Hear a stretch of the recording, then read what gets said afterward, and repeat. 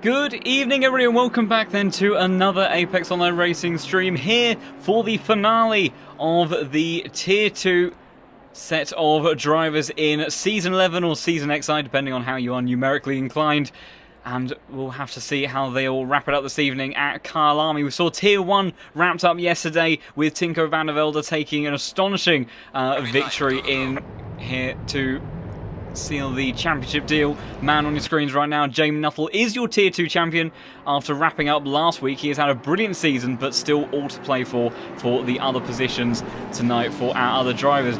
And joining me in the comms box once again and one last time for Season 11 is Tim Lunn. How are you doing, my good friend?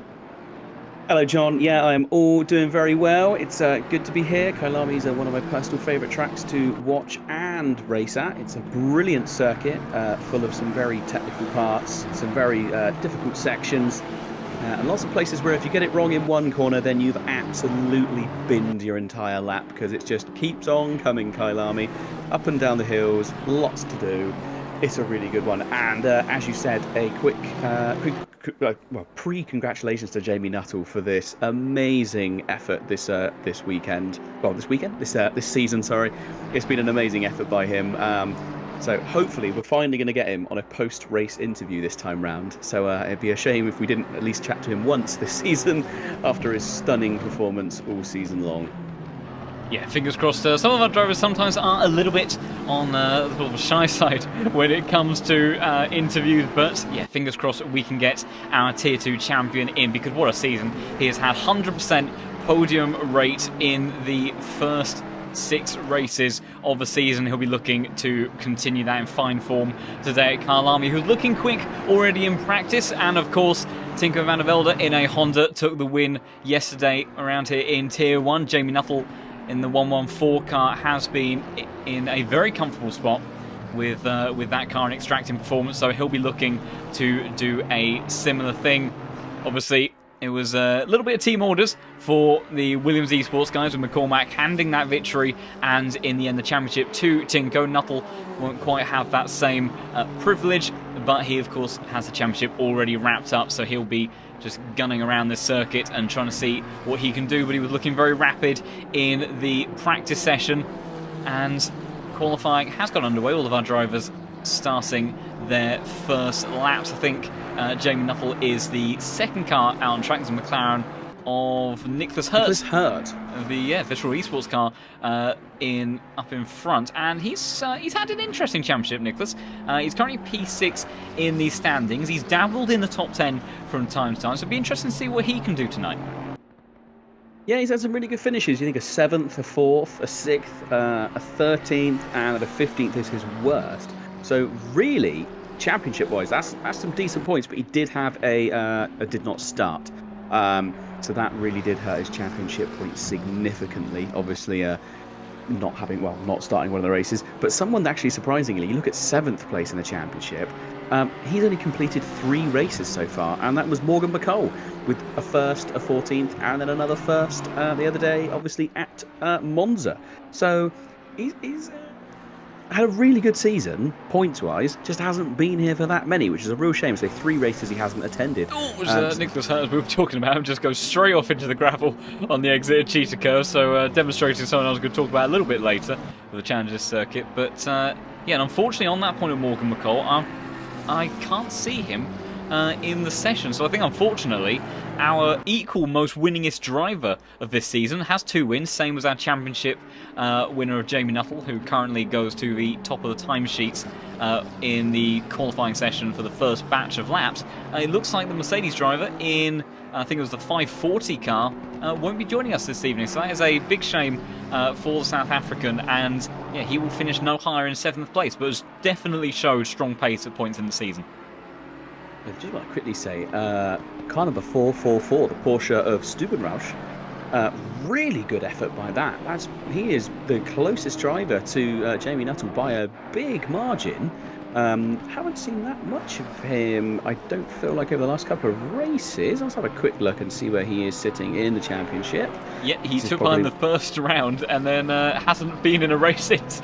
So, well, that would be why I wasn't sure where he was. But there you go. So, I mean, hopefully, I think the Porsche does favour Kyalami, if I'm not mistaken. I mean, I imagine the chat is going to go berserk at me and say, Tim, you're a fool.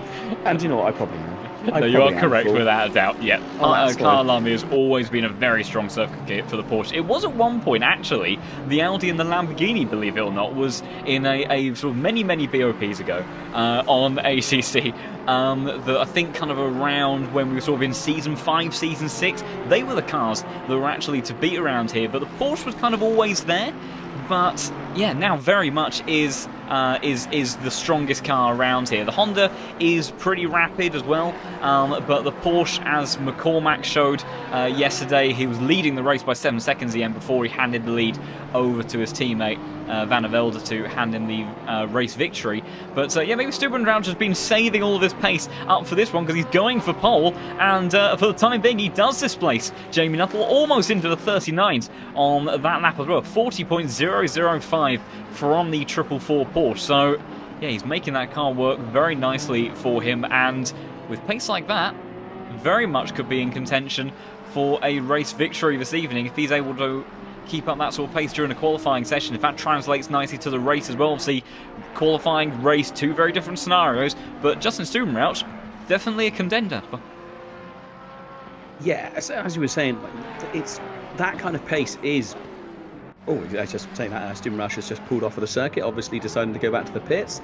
I say, but he's 0.2 ahead of Nuttall, and that's a big gap here. And to be fair, the top 3 actually, there's quite a big margin between all of them. There's basically 0.2 between first, second, and third, whereas the rest of the field is really tightly compact together. So these guys obviously feeling pretty comfortable in their cars around here. Again, Kyalami is one of those circuits that's been on the roster for a little while now. Some people really enjoy it, some people really don't enjoy it, but it is a circuit that most people have raced multiple times. Plenty of guys have gotten lots and lots of lap time in here. So it really is one of those circuits where some of the drivers that haven't been as strong throughout the season are going to really come to light here, because it is their favourite circuit, a bit like what we saw last week at Monza, where certain drivers just had blistering pace, because Monza is one of those really popular circuits. Yeah, absolutely. And yeah, I think Kyalami will bring out both the best in the drivers that love this circuit, but also the drivers that really get confident with their car, being able to commit themselves to some of these corners, because Kyalami is such a technical circuit, it's such an onslaught to the system, although kind of you do get a little bit of relief and a bit of a break down the start-finish straight. Obviously, sort of turn 1 is technically the kink through that little right-hander before the main first corner of Crowthorne into turn 2. So you do get some relief there, but there's so many critical aspects, and this is a big one as well. Through with Cheetah, we're just looking at Giacomelli at the moment, who has a big wheel over the exit and decides to actually pull into the pit lane. But there are so many critical areas around this circuit where it can all go wrong. Let's see if we can jump on board with someone that we're starting a lap. I think Jamie Nuttall's just gone into turn 1, so let's go on board with your championship winner of Tier 2 in Season 11, currently making his way through Barbecue at the moment, clambering over those curves. You'll see different cars taking some different lines through there, because the likes of the Ferraris, for example, we know aren't very comfortable over some of those curves, so you'll see them being a little bit less aggressive. But things like the Mercedes, the Porsche, the Honda, they'll be able to take a few extra chunks and then down in towards Clubhouse, making use of some of the grass on the exit, and then up through the S's. This is another big important area, not so much because of the S's themselves, but on the climb up towards this hairpin at the top of the hill.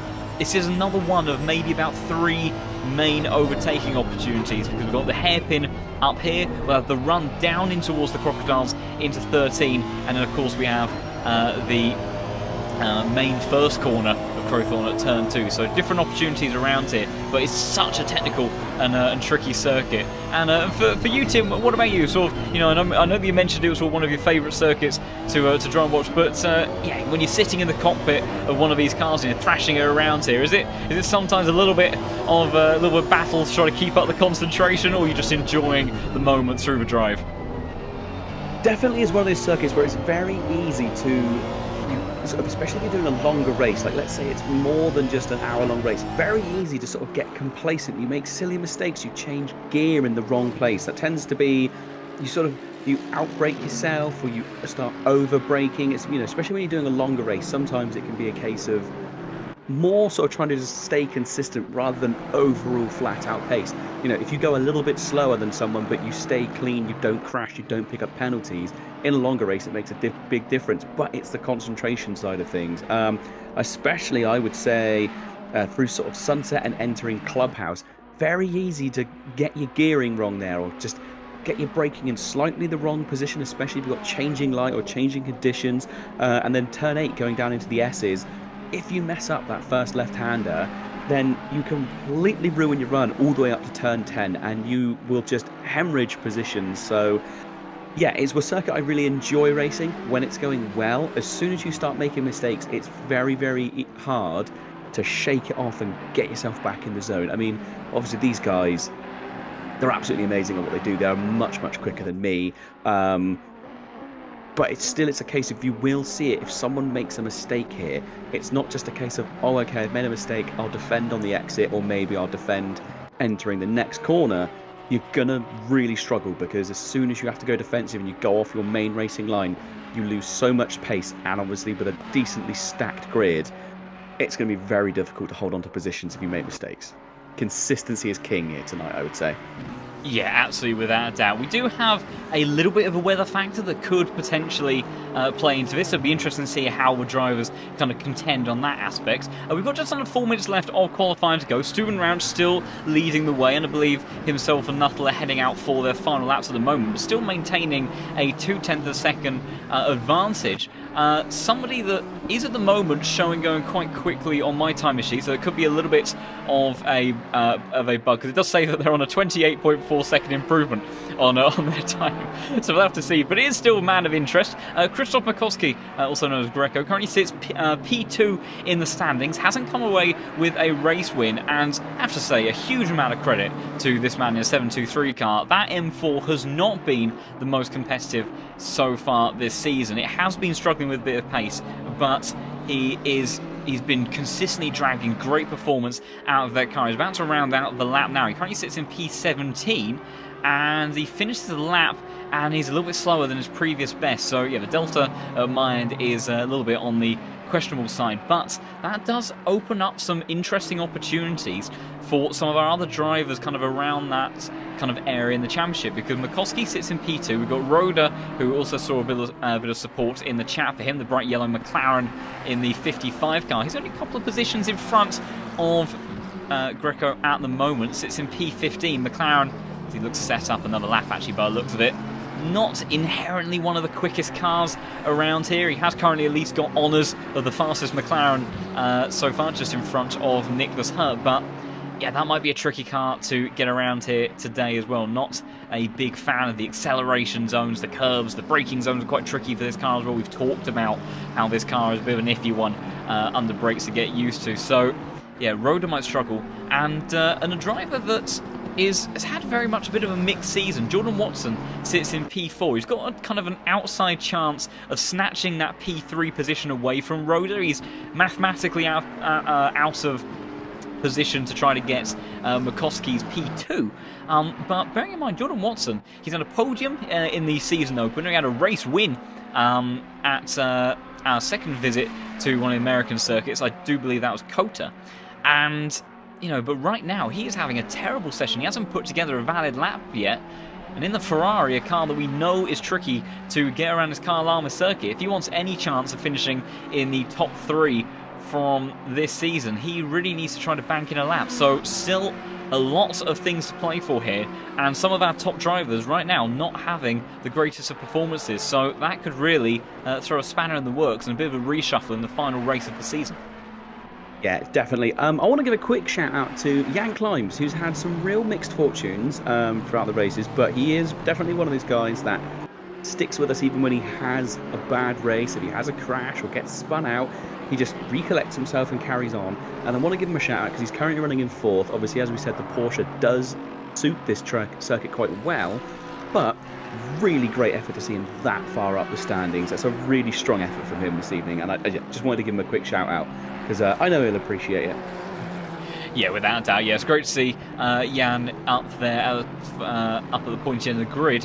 Jamie Nuttall is putting a lap together that could just about challenge for pole. It's lost a little bit on the exit though, so I think he's going to still be a smidge behind, only by 0.04 of a second. Stubenrauch though has abandoned his final lap, so there won't be an improvement for Stubenrauch, but Jamie Nuttall does still have a little bit in the tank, so he'll be looking to try to make it another pole position there for the season. The German that's currently at the top of the grid for the time being won't get any more out of his car. I think Mellis has pulled to the side of the road. A few drivers abandoning their laps. Jan Climbs goes for his final left there, up to 3rd in the second highest place Porsche, a 10th.5 away from Stubenrauch. So great effort there from the man that we were just talking about. We've got Kuderman that is 10th of a second up. Nicholas Hertz has found a 10th as well.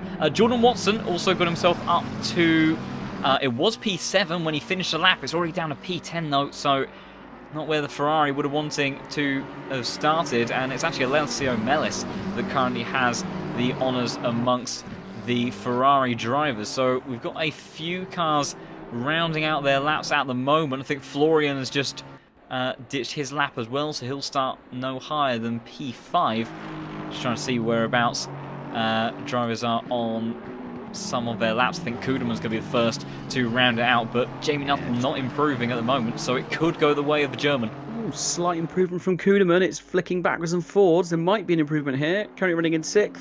And doesn't improve, stays in 6th. Or 15 thousandths off his previous best, so very small margins there. And Jamie Nuttall into the pits, so it won't be another pole position for Jamie Nuttall. And Justin Stubenrauch, brilliant qualifying from him. The didn't improve into the 39s at the end, but that first flying lap looks to be good enough for pole. And yet Matt York's just finished his last attempt down in 22nd, but brilliant qualifying there from the 444 car, and a new pole position man for season 11, continuing to throw out surprises all the way to the final race. Yeah, it's been really nice actually seeing some of these really fast new drivers that have come in, and they haven't necessarily been able to join us for an entire season, but well, you know, where they've come in and just done a few races, say Stubenrauch, or as we were saying before, McCall. These guys that have come in and just shaken up the race orders. It's really good to see. I mean, you see it in real life as well, where you see it where certain teams, they can't attend every single race, so they just attend more local races to themselves. You especially see it in things like I've forgotten what it's called, like the Silverstone 500 over here in the UK. You will sometimes get teams that aren't competing in the British GT Championship. They will just show up to take part in the British Endurance event, and they're just racing just for race wins. Essentially, it doesn't affect the championship, but they're just there. And it's really cool to suddenly see these different drivers on the circuit battling their way through already consistent and sort of well-rounded drivers. It's nice to see it. It's like this bit of a shake-up we've had this season, all across Apex Online Racing, to be fair. There's been a real shake-up, a real nice influx, hoping that it can continue on into to season 12, which I think actually next year, isn't it? I believe it was come out that I don't think there's any more sprint racing until next year now. Yeah, I think that may well be the case. We certainly had our dosage of racing so far this year at AOR, and you're absolutely right. You know, we've had drivers moving up into Tier 2. We've had some of the drivers that we've seen over previous seasons in Tier 2 going up to Tier 1.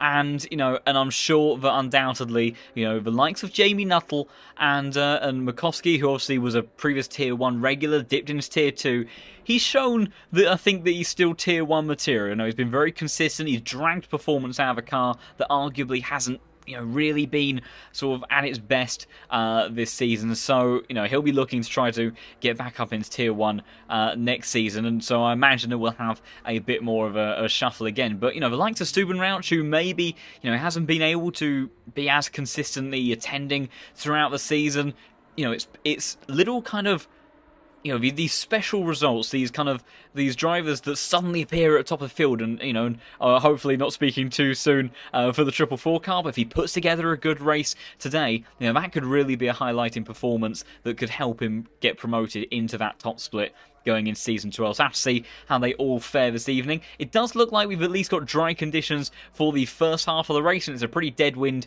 as well, so it may remain dry throughout. There's a little bit of a chance of some rain, but it is looking slimmer by the second.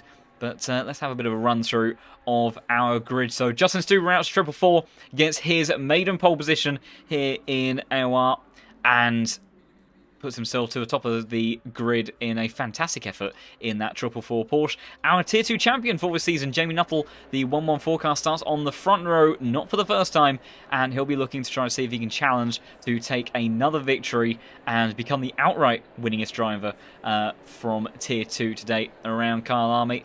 We have then Jan Climbs in that bright purple Porsche 329 car. Brilliant stuff from him to start third, with Dominic Gultz, another man that is at the pointy end of the championship standings, the Aston Martin. That may be a car that runs well in the pace and puts together some consistent laps and is able to mix it up at the front of the pack, and could very well shuffle his way up a couple of positions if he plays his cards right. So good stuff there from him. Florian Duerkop, a man that's had a little bit of a topsy-turvy season, but has shown to have some brilliant pace at times. To see if he can put it together today in this race. The Unicorns love driver. We'll have to see what he can do, but starts in 5th place. Andras Kuderman in the number 12 car. Another strong showing from him in qualifying. Starts in 6th. He's had some bad luck at times, so we'll have to see what he can do in the race. Alessio Mellis takes Ferrari honours. Starts in P7 with Voltek Neuwirth. Good performance from him in qualifying to be the next Aston Martin, followed up by another of the Astons, Ola Pitchik in the 141 Team Ballast Esports car. Lovely livery on that one. Rounding out the top 10 is Jordan Watson in the Ferrari, P4 in the standings. He'll be looking to try to work his way up the order a little bit, see if he can challenge for a chance to get P3 in the standings at the end of this. Previous race winner, Daniele Giacomelli, won at, I believe it was Paul Ricard, if I'm not mistaken, at round 3. It hasn't quite been able to find that level of pace at other points in the season, but find himself in P11, so maybe able to break into a top 10 in this race. Ajacek starts in P12 in another one of the Ferraris. Lucas Roda, man, P3 in the standings.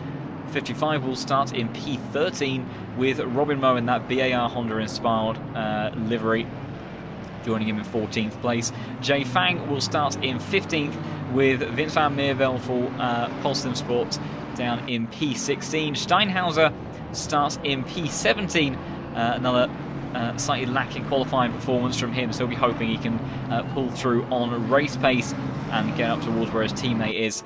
Dominic Gultz firmly in towards the top 10. We've seen him do it before. Romanenko starts in P18 with Nicholas, another one of the McLarens, down in P19. And Christian Bukowski, the man that is P2 in the standings and is in a little bit of a scrap with Lucas Roda for that championship position, down in P20. So work to do for 723. Mr. Jones starts in 21st place with another one of the Astons. And the last of the Astons, Matt York, down in 22nd. Colagrosso, last of the McLaren's, the 44 car down in 23rd, and rounding out the grid, the lovely Lexus, driven by the sort of our staple Lexus driver, Yuka Turbin. And I wonder whether or not Season 12 he'll have a change of heart and name something else, but he does seem to love the big bad V8 that is in that car that used to be so competitive. In actual fact, I do believe Dominic Gultz took a race win in Tier 1 around here at Kyalami in wet conditions many seasons ago when the Lexus was very competitive in the wet. It really was the car to have. Unfortunately, it's sort of fallen away from that since then. But see what Terminen can do. So that is our grid for today, and it's looking to be a belter. It is looking very good. Just had a little bit of a snoop around and got some information. Reason why Morgan McCall is not joining us this evening, apparently having internet issues. Something called load shedding, which I'm sure other people in the world know what it is. I personally don't, but apparently, yeah, it's highly likely where he is, so he's decided to not join us this evening due to that, which, to be fair, is probably the best thing. If he's going to have connection issues, the last thing you want to do is have an incident and ruin someone else's race. But right now, this is the final run down to that final turn. If you look here on the inside of the corner, actually, you might be able to see there is a giant yellow death sausage curb. A couple of the drivers clipping it while they're going slowly. That curb is going to be a massive thorn in a lot of drivers' sides this evening. It is just colossal, that curb. Yeah, without a doubt, that can seriously make or break your race, and that's why we quite often see them running a bit wide then. But this is it then, the final run for Season 11 of AOR GT3 Series. It'll be Justin Stubenrauch that will lead them down towards Turn 1 with championship winner Jamie Nuttall starting next to him, and it's green lights away then. Stubenrauch, good start there from him, but the power of the Honda already looking to pull alongside him, and Jamie Nuttall already challenging for the lead down towards Turn 1, 3 abreast just behind with Florian Gultz and Kuderman, but at the front it is Stubenrauch trying to hold it on the inside. Jamie Nuttall sent towards the outside curb, he's still got a nose in there. Stubenrauch respecting the room, but Jamie Nuttall has to back out of that one in the end, and they will stay in those same positions. Florian Duicott though up the inside in towards Barbecue, and he does get the position over the Aston Martin. Dominic Gultz, I saw a yellow flag for number 6 car further down the grid, but I think mostly it's been relatively clean. Dominic Gultz and Kuderman side by side in towards Sunset Curve, and it's a little bit of a switchback almost for the Honda. 3 wide, a little bit further down. I saw Robin Moe and I think Rhoda involved in all of that as well, but as there's further contact between some of those drivers, but generally speaking, a fairly clean start. What happened to our number 6 car of Giacomelli? I was trying to get back to it, and while everything's been absolutely going crazy on the timing screen, I'm now going to go back and have a look at it, so I'll give you a bit of a radio play. I'm just following him down towards Turn 1, so you stick with the action, I'll see what's going on. It was 4 wide into Turn 1, that's brave stuff. What does happen? Yeah, it's pretty brave still, because we've got a side-by-side bit of action between Meerveld and I think that is McCoskey. Meerveld almost going straight off through Mineshaft. They're side-by-side. Steinhauser trying to get involved in this one as well. They're all pretty much single file at the pointy end of the grid. We've now got McCoskey trying to go around the outside. Steinhauser hears someone in the gravel through Cheetah Curve, and I'm not sure if it was a big moment, and it's one of the Ferraris that went off as they're almost 3 wide into the final corner. That's Meerveld now alongside Romanenko. It was Mellis, he started in the top 10, went off at Cheetah Curve, he's fallen down the order now, and that's disaster for him, and now he's being hounded by the 2 Audis of Meerveld and Romanenko, trying to get all sorts of slipstream. Alessio Mellis very much towards the inside, but Meerveld almost onto the grass, down on the inside on the run towards Turn 2. The Ferrari will hold strong unless Romanenko can get a huge run around the outside there, and he has Sweet Ferrari around the outside, and Mellis is going to lose another position from Meerveld as well, so he loses 2, maybe even 3 if McCoskey can get involved in this one as well. Mellis sent to the grass, and it's going to be a drag race once more to Sunset Curve.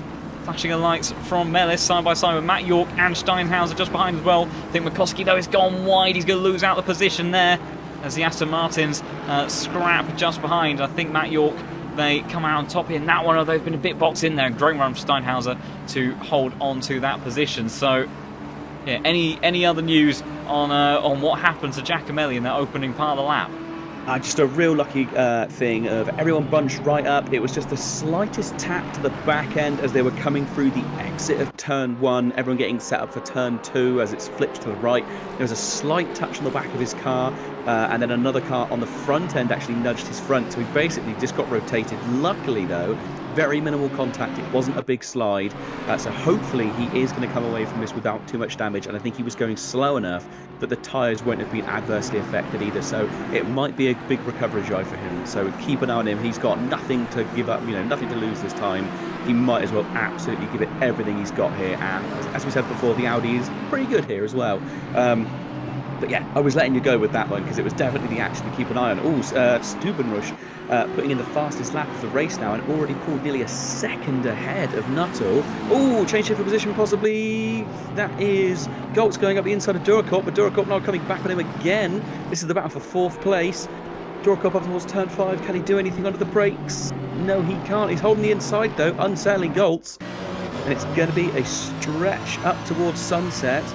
And all the while, Kuderman is rubbing his hands together and watching these two scrap, and he is gaining on the back of them really quickly now.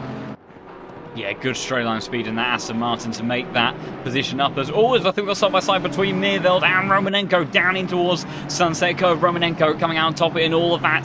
Meerveld sent towards the outside. McCoskey getting a little bit bunched up here. And we've got Steinhauser trying to go around the outside of Alessio Mellis, sent onto the grass. Matt York now trying to get involved in this very bumpy between some of those drivers on the run up towards the S's, but thankfully all managing to get through there fairly well. Giacomelli is almost caught up to the back of the pack. A great charge from here. Robin Moe and Pitchick side by side through the hairpin. Great start from Robin Moe all the way up now into P10 by the looks of it. Got Lucas Roda up ahead in P9. That's important in terms of the championship, with Greco all the way down outside of the top 15, and Robin Moe has held on to that position on the run up towards the Crocodiles there. Pitchick trying to get back around the outside though in towards Cheetah Curve, side by side, and contact between the pair of them, both of them into the gravel. They both thankfully keep it pointing in the right direction, as I think there was something going on further down. We've got Nicholas Hurt that is all the way down the back of the grid, contact with Giacomelli through Cheetah Curve, and try to see what happens with Nicholas Hurt. Then we're scrolling back. So Neuwirth behind through Mineshaft. I have a horrible feeling there might be contact here between the Aston and the McLaren, and there was. Neuwirth just tagging the inside of Nicholas Hurt, and I think unfortunately, yeah, he was a little bit slow to get the car going again, and then when he did, he had Giacomelli right on his gearbox, and on the run through Cheetah Curve, it's so difficult to run side by side through there, and unfortunately a little bit of a boop into the door of that McLaren. So unfortunate stuff there for Nicholas Hurt, and yeah, that certainly dampens his chances of breaking towards that top 5 in the championship. But great start for some of our other drivers, and you know, one of which has to be said, Stubenrauch lapping consistently very quickly at the moment, only 0.02 of a second between himself and Jamie Nuttall on the last lap, but is looking to try to extend that gap over our championship winner. And if anyone right now is losing a bit of ground, it's Jan Climbs, because Dominic Goltz and that Aston Martin is looking very racy at this stage of the race. Yeah, Goltz is a very, very fast, very consistent driver. We've seen him do really well throughout the entire season. As we were saying, he's running in 5th place overall. He's been inside the top 10 3 times. Oh, sorry, we've got 3 wide down towards the Crocodiles. Steinhauser and Mellis sent it up the inside of Greco, who is very furious with that one, flashing the lights there. Matt York now trying to sneak up towards the inside of the Ferrari through Cheetah Curve. Alessio Mellis diving into the pits there. I'm not surprised. I think he's had a few incidents already. But my goodness, I think Steinhauser and Alessio Mellis went for a dive that neither of them was expecting to go for.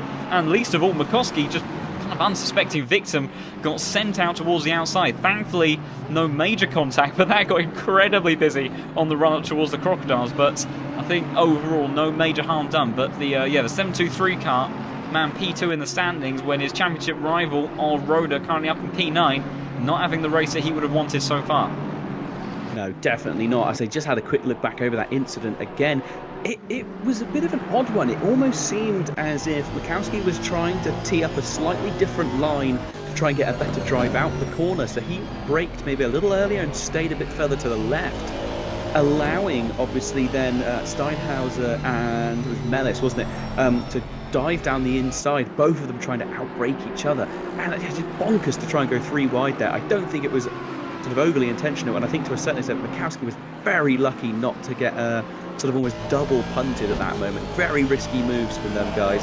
You can tell it's the end of the season. Everyone's desperate to try and get their best results possible. Yeah, and I have to say, you know, that is a great bit of an example from McCoskey, showing his Tier 1 experience. Great racecraft as Dominic Gulls now continuing to put pressure onto Jan Klein for P3, almost pushing him through Cheetah Curve. Had to back out of it there because it's so difficult to spot that sausage curve on the inside of turn 15.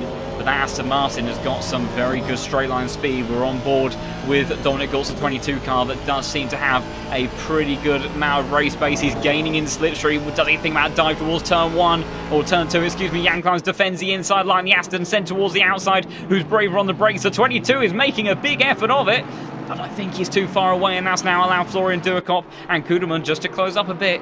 And that is something that Gulls has to be wary of. You don't want to sacrifice positions as a result of you pushing too hard. Further up in front, Stubenrauch has done a new fastest lap, so he's extended his lead to a second now over Jamie Nuttall.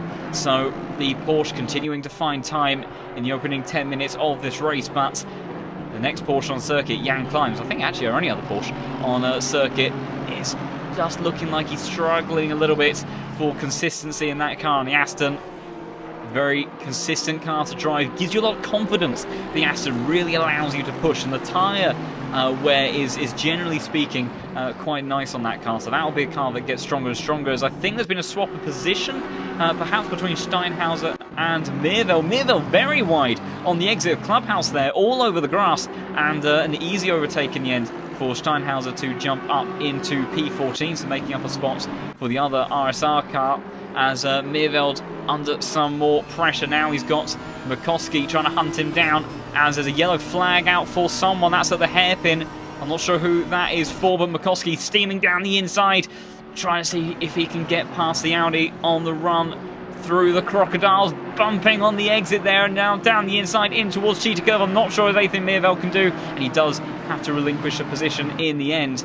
But I'm not sure. There was definitely something happened up at the hairpin or turn 10. I'm not sure if you'll be able to catch what happened there, but somebody I think was sent around at the back of the grid. Car number 9, that was Mr. Jones. I've just missed the actual incident, but he was rotated, or actually sort of it's almost like a double apexed head in that first got a yellow flag out for him again, actually.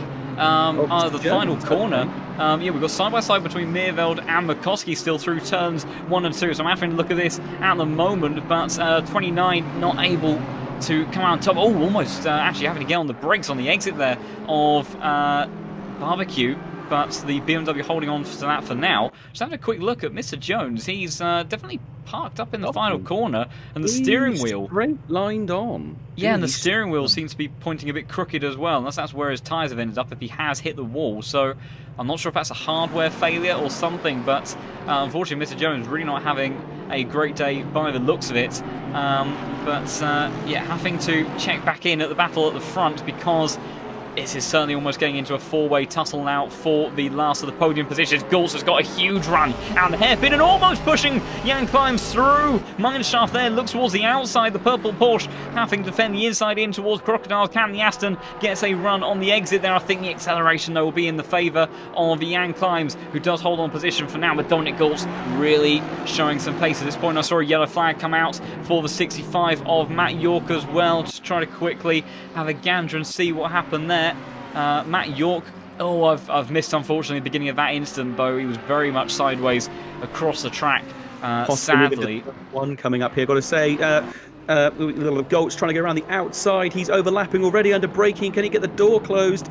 Oh, if he can get it stopped, he can do it. I just think he outbraked himself and gave the position up. And now Duerkop right on the back of him, and so he actually outdragged Climbs down the pit straight, but just could not get the car stopped in time. That extra bit of pace that he had, tried to brake at the same time, just couldn't get it done. And Duerkop flashing the lights now, trying to unsettle Goltz. I mean, he's not a man to be unsettled, I would say, but I mean, got to try everything, haven't you? Got to give them lights a bit of a flash.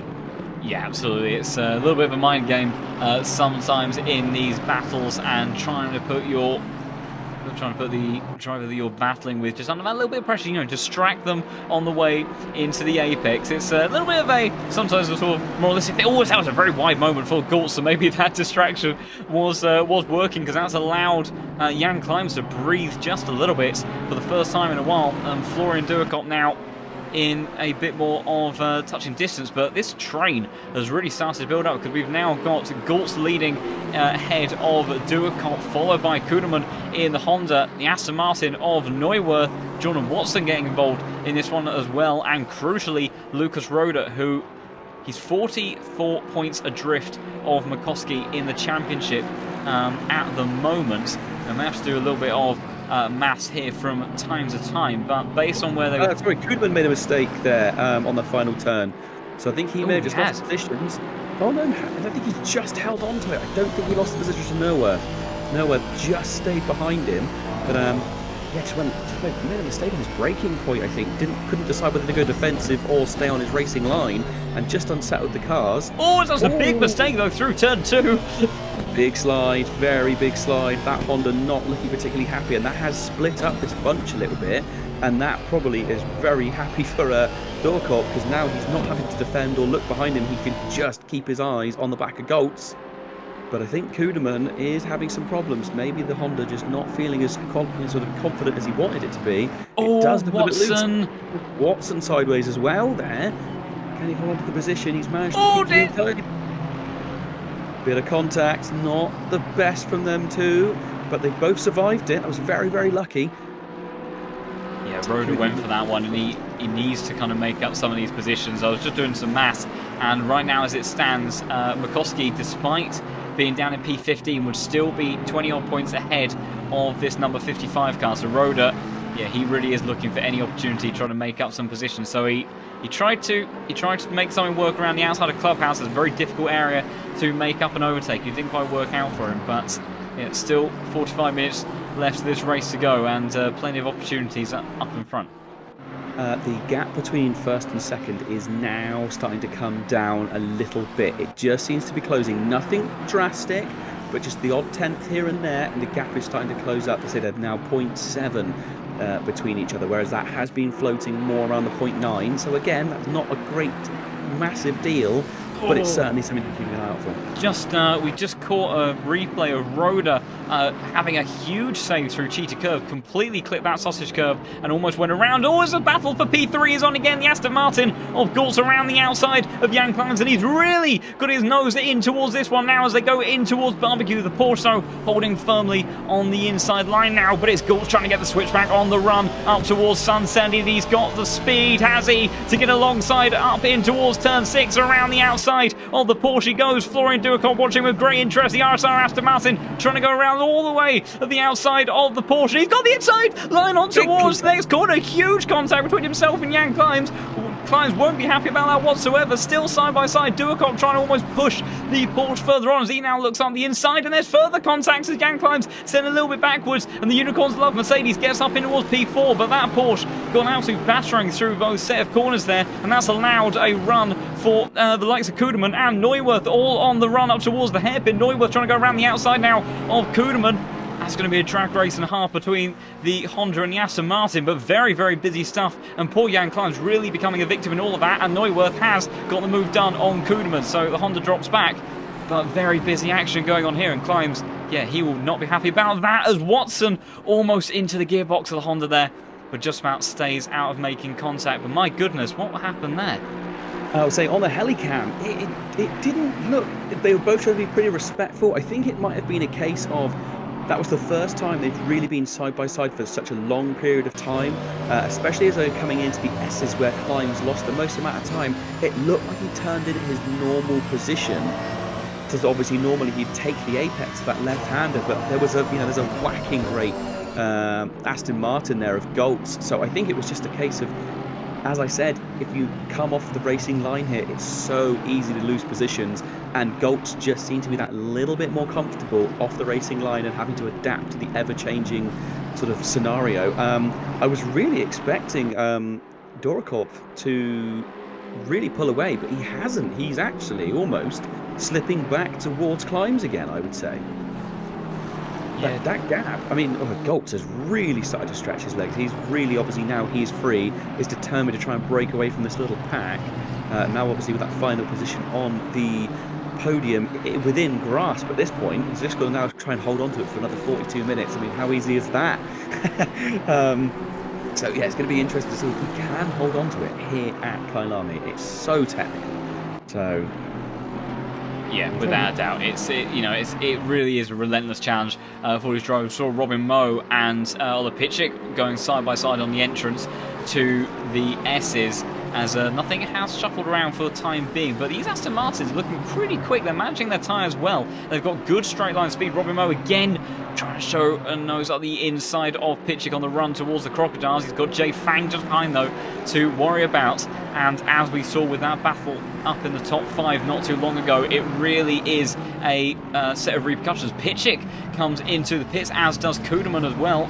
So quite early pit stops there within the opening 20 minutes. So these drivers really going for an undercut and a half, as a Neuwirth in the slipstream of Jan Climbs. Jan Climbs, he has been forced to defend, so that allows the Aston Martin to try to maybe make something work through the sequence of corners. But it's this sequence where the Porsche is going to be particularly strong, because it's very stop-starty. It's a lot of pressure on the brakes, and the acceleration of these cars are very dependent on agility, and that's somewhere the Porsche absolutely shines wonders. So, although Jan Climb's obviously running a little bit wounded at the moment with the damage that he has sustained in some of those bits of contact, hopefully it's not too substantial. It was mostly side-to-side. Sorry, massive slide from Watson there coming into Sunset. Goodness gracious. That was absolutely massive slide. His tyres would have taken an absolute beating then. Oh yeah, we just caught it on the replay. Actually, looking at that, yeah, that's not the first time as well. So that Ferrari, yeah, maybe he's running quite high rake on that car, or he hasn't quite sorted out the dampers. Dampers make a huge difference when it comes to kind of the pitching of the balance and the rate at which the car kind of gets the nose in towards the corner, and how that kind of shifts when you're on throttle, off throttle. So maybe that Ferrari, we know it's a bit of a skittish car over bumps at the best of times. But yeah, maybe Watson hasn't quite got that in the happiest of windows. But good demonstration of quick hands to at least catch that one and minimise the damage done to his race there. Definitely. I was going to say, actually, I wonder if Neuwirth has seen what Goltz did, where he managed to go around all the way around the outside at turn 1, or turn 2, turn 1. I wonder if he's seen that, and he's thinking to himself, if he can get close enough to Climbs, he knows the Aston is capable of doing it. And as we said, we saw him hang on all the way around the outside. Yes, they were together for a long time, Goltz and Climbs. It wasn't a quick move, but that shows that the Aston can do it all the way around the outside. So Neuwirth might be thinking to himself, if he could just get close enough, as we saw in turn 1, and then he can close up, are we going to see another move like that? And again, but Climbs will know it's coming this time, so he could possibly go a little bit deeper, forcing Neuwirth out and stopping that same move happening. But I mean, it's for Climbs at this point, it really is sort of a preservation, although he is really hanging on the back of Doorcorp. So who knows? It might just be a case of Climbs can, as I said, shake it off, get himself back in the right sort of frame of mind, start gaining some positions again, or at least maintaining what he's got. Because I mean, he's still in the top 5, so great effort from him this evening. This is still by far his best performance we've seen from him this season. Yeah, without a shadow of a doubt. So still a lot of positives for him to take away. But yeah, he'll be, I imagine, a little bit frustrated inside the cockpit of that Porsche after some of those bits of contact. And as a few more drivers have made their pit stop, one of them was namely Jordan Watson, who in the pit stop phase has really closed up to the back of Kuderman. So I'm not sure if maybe Kuderman repaired a bit of damage or if he had a slow pit stop, but yeah, that has certainly allowed Watson in the 147 car to close up to the back of the Honda. But these guys, really, what they need to do is they need to work together, put in some fast, clean laps at the moment and try to work their way up as we've got more drivers pitting. We've got Neuwirth and Roda have come into the pits. That's allowed Robin Moe to be released a little bit. We've also got Jay Fang that has come into the pits as well, so I have to see where some of these drivers emerge. And also, is this a strategy that in the kind of upcoming minutes, is that something that Jamie Nuttall starts to think about? Because right now, he is still losing a bit of time to Stuben Rauch up in front. Stuben Rauch opened up his gap now to about 1.5 seconds, and a bit of a clunky sector actually from Jamie Nuttall, so he's dropped back a little bit, although actually gained it once again through Clubhouse. I think a bit back and forth in the Delta. But, you know, is this something that the Honda driver considers? Because he's got a good margin to the cars behind as they've been all scrapping and squabbling, so he has some room to play with, and P2 right now is looking fairly safe, so he can start to consider, does he go for this undercut and try to overcome that margin that Stuben Rauch has been able to get, as Jay Fang has got a stop and go 30-second penalty. I was going to mention this because I was watching Jay Fang as he came into the pits, and he made a huge gain on, I think it was Roda that came into the pit in front of him. It was a McLaren in front of him, and I thought, did he get the car stopped in time? But I just thought, oh, I won't say anything. But yeah, stopped at 30, so speeding in the pit lane. It's really hard to get your braking point right here. It's so difficult. Nuttall into the pits now, so he is going for that undercut. I am very surprised by that, because he was running in quite a lot of clean air, and there's a possibility he's going to come out surrounded by significantly slower cars, depending on where he comes out of the pit. So I will keep a little eye to see what kind of back markers, or what kind of, you know, cars he comes out around. But he is going to come out in traffic. There's no way he can't. Yeah, also trying to mow into the pit, and Steinhauser now, people really starting to pour in just before the halfway mark. Yeah, and also another thing that's played out in all that, Neuwirth emerged behind Jordan Watson, so both Kuderman and Watson, that undercut allowed them to make up quite a chunk of time, so they've managed to get themselves in front of those cars. Also, just before Jan Kleins came into the pits, he really was hassling the back of Duakop, so that undercut strategy on the Mercedes might seriously benefit Jan Kleins in trying to recover some of those positions.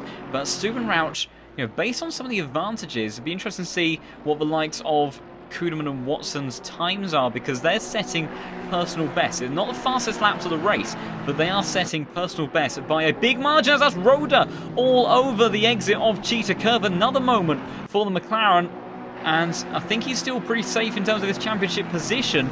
Weirdly, just he didn't clip the sausage curb this time around, but just went a little bit wide and got dragged into the gravel as Robin Moe has just come out of the pits, and Jan Kleins is all the way down behind Neuwirth and just in front of Lucas Roda, so that's certainly dropped him several positions, but maybe he has repaired the damage in all of that. That could be masking some of the kind of the benefit of the undercut, so making it look a bit more dramatic. We'll have to see what other drivers kind of happens with them. Pitchick is putting pressure onto Robin Moe with all the shuffling in the pit stops. And whereabouts has Jamie Nuttall come out in all that? He's come out in 10th, and I said he was going to come out in traffic. No, he's found the one empty piece of circuit. He has a massive amount of room to play with. Sorry to cut you off there. Pitching down the inside of Robin Moe, really trying to make use of these fresh tyres. As Stuben Rauch now reacting to Nuttall comes into the pits, and that allows Gultz to lead, but it's side by side with the Honda and the Aston Martin through the S's. Great racing between these two, leaving each other just about enough room on the run up towards the hairpin drag race, and it will be pitching down the inside of Robin Moe, and he might get it done under brakes. Robin Moe desperately trying to fight it, but he will have to relinquish the position. But we know how fast the Honda is in a straight line, although the Aston has been very potent in terms of straight line speed. I'm not sure if there's anything that the 113 car will be able to fight back with down towards Crocodiles. He won't for the time being. Lucas Roda putting all sorts of pressure as well on Jan Kleins. This was really close into turn one, I've got to say, because Nuttall was coming up behind him at such a rate, and I think actually almost to a certain extent Stuben Rauch had to think about going defensive there. That gap has come tumbling down, and he's going to be on cold tyres compared to Nuttall. He's got one more lap of heat in them tyres. This could be the moment when Nuttall manages to strike.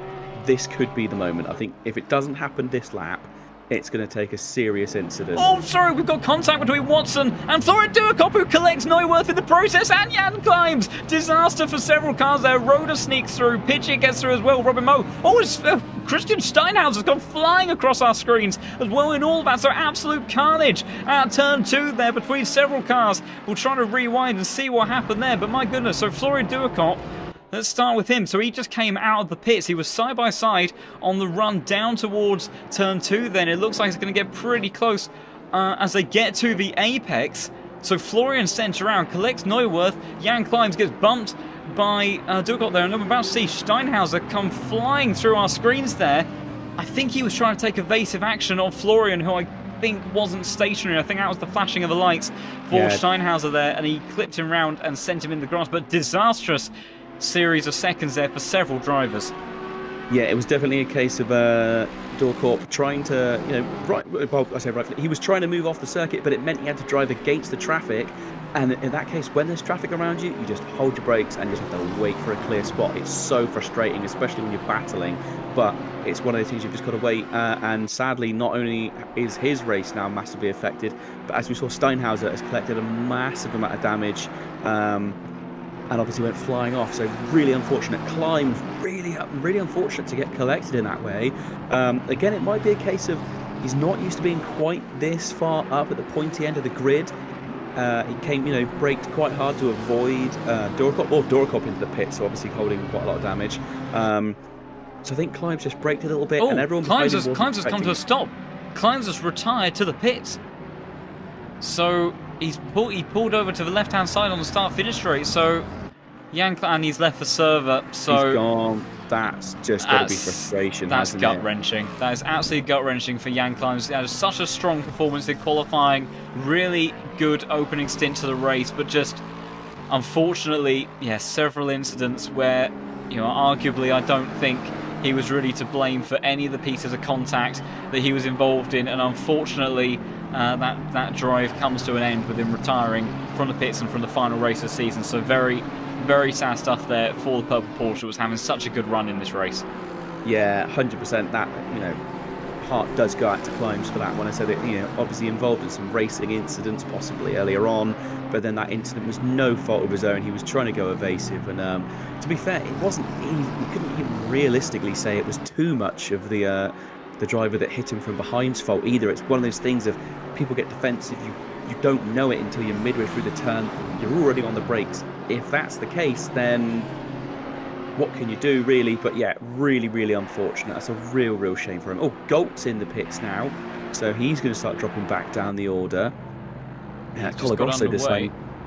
Oh, he's underway already. Okay, so he is going to come out. Oh, if he's to be out behind Kuderman, who's gone past. What about Watson? I think.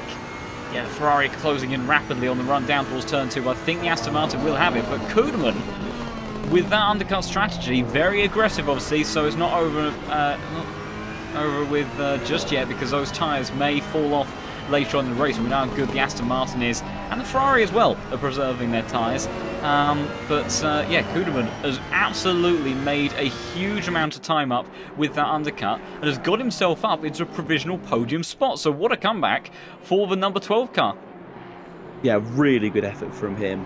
Just want to quickly say, obviously, our current leaders that haven't pitted is Colagrosso and Terminen. So good to see the Lexus at the front of the grid, even if it is only for a little while due to pit stopping. I believe Duracorp is still in the pits. Oh no, I think he has now retired. Yeah, someone else was just observing it in the chat as well. Yeah, so he was sat in the pits for quite a long time, and I wonder if maybe, just decided, no, he was done. It's a real shame to see him drop out again. He's been a much talked about driver this season. He's had some really good pace, and just, it's one of those things really, and just sad to happen. It's a real shame when you see drivers drop out, but you could understand it to a certain extent as well. Although we do tend to look down on people leaving mid-race. It's not encouraged. It's always better to stay to the end, because you never know what's going to happen. We've seen some bonkers things here at Apex Online Racing. I think it was Black Gold saw at Kyalami, an endurance event ages ago. I think one of the first seasons I ever commentated for, so it would have been maybe season 5 or 6 possibly, or it was an endurance race, so no, I'm totally wrong, but I think it was after qualifying on pole. I think on the outlap he got involved in an incident, and they were way behind. They were like a lap down. I think they finished in the top 5 in the end. So always worthwhile just going for it, just dicking it out if you can do. But understandably, the red mist descends, and sometimes you just, that's it. You're out your rig, and you're off to go and have a cup of tea. Yeah, absolutely. It's a very very somber feeling, unfortunately, when a lot of these drivers put in the efforts in the races. I think, was there a moment there for Dominic Gultz? The white flag, oh dear! Huge issue for the number 22 car, as caught the grass on the entry towards Clubhouse under braking and loses the position to Watson, and now is under pressure from Neuwer. So uncharacteristic error from the German, who has been so cool, calm and collected for most of this race, and yeah, that has possibly undone his chance of charging up to the back of Kuderman and getting a podium spot. That's wonders for Watson, because I think we may need to do a little bit of another maths review. I know it was sort of a bit of a warning from one of our keen followers, and probably our most dedicated follower by far during this Tier 2 season, Mini Simeon, that's following the AOR streams very, very dedicatedly alongside some other names. But yeah, Mini Simeon has been here, I think, almost every single race, and he fills up the chat every time. So it's wonderful to see him again in the chat once more. But yeah, making good observations of how it's all playing out. But Gultz, yeah, that is unfortunate stuff for him and puts him under some pressure. We've got just one final car that hasn't done a pit stop. That is Colo Grosso, as Terminen comes in for their pit stop. And other than this little scrap at the tail end of the top 10 between Lucas Roder in P8 down to Robin Moe in P10, fairly sizable gaps between most of our cars for the time being. Jamie Nuttall has fallen back away from Stubenratz. Huge pace actually from Justin Stubenratz. Last time around 6/10 clear of Jamie Nuttall. And yeah, I think it might be an interesting moment to try doing some maths, because looking at the likes of I think Kuderman, Watson, Gultz, Roder and Makowski are our main people of interest. So right now, as it stands, we've got Kuderman that will finish in P4 with Watson P5, so they will get 72 and 65 points accordingly. There's Pitchick again looking towards the inside of the Crocodiles. And actual fact, whilst I'm doing some mass calculations, I'll hand over the reins to you, Tim, actually, so you can commentate over one of these scraps, and I'll do some calculations. Yeah, I think the one to keep an eye on actually is going to be maybe Watts versus Gultz coming down towards turn 1. If you could jump me on with them two, that would be fantastic, because Gultz has got a lovely run down towards turn 1, and it really is going to be an interesting case of how long can the Ferrari's tyres last. Through turn 1, he closes up the gap. That top end of the Aston Martin absolutely shining through. Coming up towards turn 4 now, swinging it in. Can he hold on to the back? Yeah, he's all over the back. Down towards Sunset. Watts is under massive pressure. Then I would say that Gultz is definitely in the slip there. Can he hold on to him through here? We've seen the Ferrari struggle here a few times. Looks much more planted at this point in the race with those fresher tyres, but looks so unsettled when he hits that exit curb out on the right-hand side. Sorry, left-hand side. So again, holding it together. They both run the curbs, but coming down towards the S's. Oh, and a bit of a lunge there actually from Gultz. He really thought he was going to be able to jump down the inside. Watson turning in a little bit later, taking a slightly unorthodox line. Whether or not the car just didn't turn in as he was expecting it to. Though up at the hairpin, that gap closes up even more. And it's now the drag race down the hill towards Crocodile. And this is one of those really, really scary moments in the car. You want to brake as late as possible. And there we go. Gultz looks to the inside. Can he do it under braking? No, he can't. Watson gets to the apex and holds him off, but a little bit wide on the exit, and it's definitely sort of changed his speed. But both of them just avoiding the sausage there on the penultimate turn, coming down towards the final turn now. And Watson holds on to it for one more lap, but there is nothing between them. So it has to be a case of, can Gultz get that run down towards turn 1? Again, we're going to see him try and probably go around the outside of someone all the way at turn 1. And he's, again, just chasing furiously down the hill. All this while, though, Neuwirth has the opportunity to catch up with him, and he'll be very pleased at running in 6th at the moment. Not quite so aggressive into turn 1 this time round, though. Gultz not able to close up the gap. Maintaining pressure, but not able to do it. Coming up towards Sunset again. Oh, actually, a little battle going on in the background as well. I think that was Pitchick and Pitchick and Roda. So these two championship rivals. I know Roda's much further ahead. Apologies, Roda in 3rd place in the championship. This is the battle for 7th place overall. These two really started to scrap, but who was that? That was Robin Moe. Robin Moe goes flying off in the background. Massive rotation at the end of Sunset, loses a bunch of positions there. I think he's actually dropped down into 13th place at this point, just in behind Giacomelli, if I'm not mistaken. I think it's Romanenko. That's Romanenko, just yes, in front of him. The one.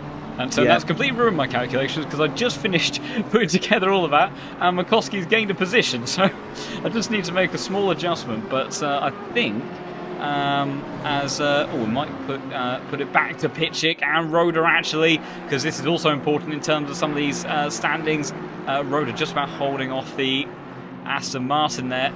As Pitchick, it's good straight line speed. May even think about moving towards the final corner. Oh, he's trying to show it up towards the inside. Roda gives a little bit of respect to it. And there's a tiny bit of contact and wheel banging on the exit. Roda almost pushing him all the way towards the inside wall. Contact on the rear bumper of that McLaren. And Pitchick now all over the gearbox of that number 55 car. Looking towards the outside, almost straight to the back of the rear bumper. A little bit of rubber banding between those cars there. And Pitchick going down towards the outside. Gets a switch back as Roda's completely outbraked himself. And all of that fighting is undone, and he loses a position as McCoskey behind. Oh, disaster! McCoskey spun around by Romanenko, but somehow he keeps it pointing forwards, and that may be the save that allows him to stay P2 in the standings. How on earth did Krzysztof McCoskey keep that car pointing in a straight line? That is some tier 1 experience, and somehow he's overtaken Robin Moe. He's retaken the position over a car that didn't even hit him through Sunset Curve. That is absolutely remarkable from Krzysztof McCoskey. I'm going to try and see. Yeah, it's the Audi of Romanenko there that kept his foot in, made an error catching the back of the BMW. Robin Moe went wide, and that allowed McCoskey to come back. But my goodness, what a bit of action there between some of those cars. Yeah, such a change in position. It's got to be said, though, that the Audi was so fast down the pit straight. It absolutely monstered past the BMW. And as you saw, McCoskey tried to retake the position. There was a little bit of a rub. And I think just that higher top end of the Audi just actually was the undoing of the pair of them there. It was just a case of they just came together in a place they weren't expecting to. But Romanenko's still running in 9th at the moment. And I don't think McCoskey's going to have the pace down this pit straight to catch up with him. Oh, and very disappointingly, a giant fly has just landed on my bit of garlic bread that I was nursing. So there we go. That's that ruined. Sorry to cut you off there, but Dominic Coulson and Watson side by side on the run towards turn 2 as drive through for Colagrosso further down the order. Watson defending that inside line, but the Aston Martin side by side again. The Ferrari has to avoid that sausage curb, and Neuwirth will be watching this with a great deal of interest once more. Gulls trying to repeat what he did earlier to the likes of Yang Climbs. The Aston Martin versus the Ferrari. Very, very close squeeze on the run up towards Sunset Curve. The Aston Martin keeping his foot planted. Huge run around the outside Sunset Curve. We know this is somewhere that Watson struggles. The Ferrari desperately keeping his foot in it. And to the Aston Martin, goes down the inside in towards Clubhouse. But Watson sweeps around the outside once more. And they stay as they were. But great racing between those two. But Neuwirth is closing up in this bit by bit. And he'll be looking to try to make this a three-way tussle for P4 very, very shortly if they keep battling like this. I think the main thing is going to be, can Watson's tyres hold on to it? It looked like his tyres were struggling towards the end of his first stint. I think he's been on these tyres for around 10 to 15 minutes at this point, so they're going to be struggling. Wow, massive speed from Goltz here coming down the hill. Good lord, that was a massive amount of speed compared to Watson.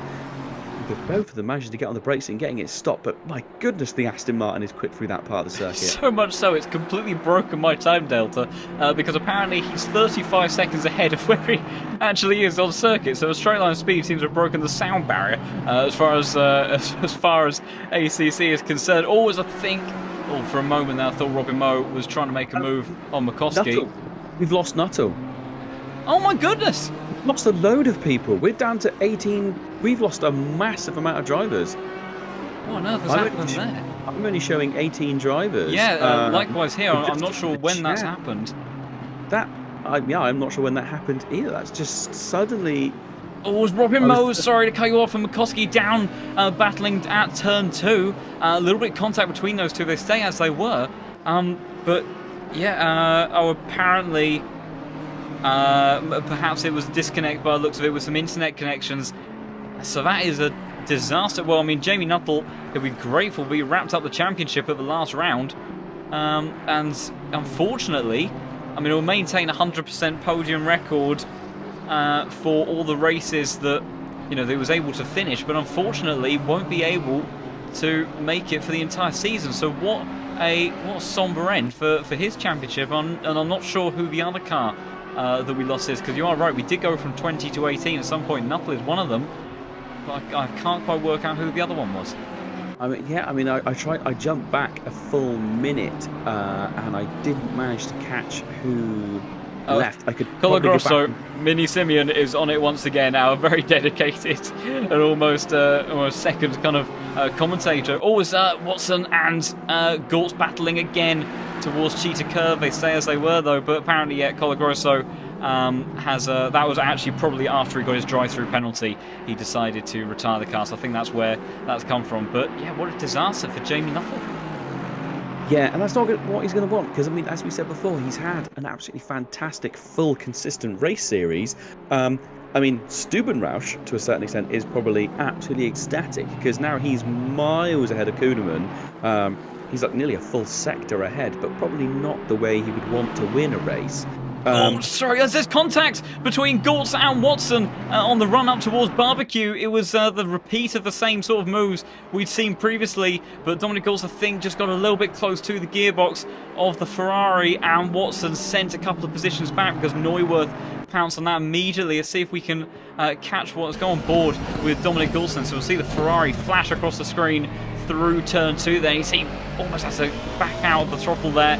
And then they're heading through 3 into 4, and just a little bit of a tag. I don't think that was deliberate in the slightest, but unfortunately, just very, very close margins between those cars, and unfortunately Watson coming out very poorly in all of that and losing 2 positions in the process. I think he's closed up pretty rapidly to the back of those cars once more, as has McCoskey to the back of Romanenko, but instance still happening at the moment in this race. I'm just having a quick look back through just the replay on my end to try and work out when the disconnect happened. I think it was around lap 23 or somewhere mid lap 23 that we lost Nuttall, and I think that may have been when we lost a whole bunch of more guys as well. What? I'm trying to see if you just see the stereotypical ACC loves to do this thing of when you disconnect, you suddenly float off into the distance, you just take off or your car dips through the floor. So I'm trying to work out what's going to happen. Actually, it must have been lap 24 where it happened, so I think we only just really missed the incident. Sorry to cut you off briefly there. We've got Robin Moe again trying to put pressure onto Makovsky on the run up towards turn 2. The BMW holding strong though. For the time being. Yeah, you're absolutely right. Unfortunately, we do sometimes have these kind of mass disconnects, and yeah, we I think the technical term that we usually have for when those cars sort of fly away into the shadow realm, yeah, it's a very peculiar thing. But yeah, that is yeah, it's very disappointing for Nuttall. He'll be, yeah, well, he won't be too gutted because obviously the championship is already wrapped up, but he will be frustrated that he couldn't see out the season with another podium finish, because that was certainly looking like that one was in the bag. But yeah, that has unfortunately reduced us down to only 18 drivers on circuit, and Stubenrausch now leads by over 20 seconds, so very much uncontested up at the front of the field in the closing stages of the race. But you know, still has to refrain from making any other mistakes, but it's certainly been a good drive from him today so far. Yeah, it's been a really great effort. I mean, you know, sort of, you can't even say that he's inherited the lead or the win, because he was already out in front. He was doing such a dominant job. So I mean, hopefully he can hang on as long as possible and not have to retire.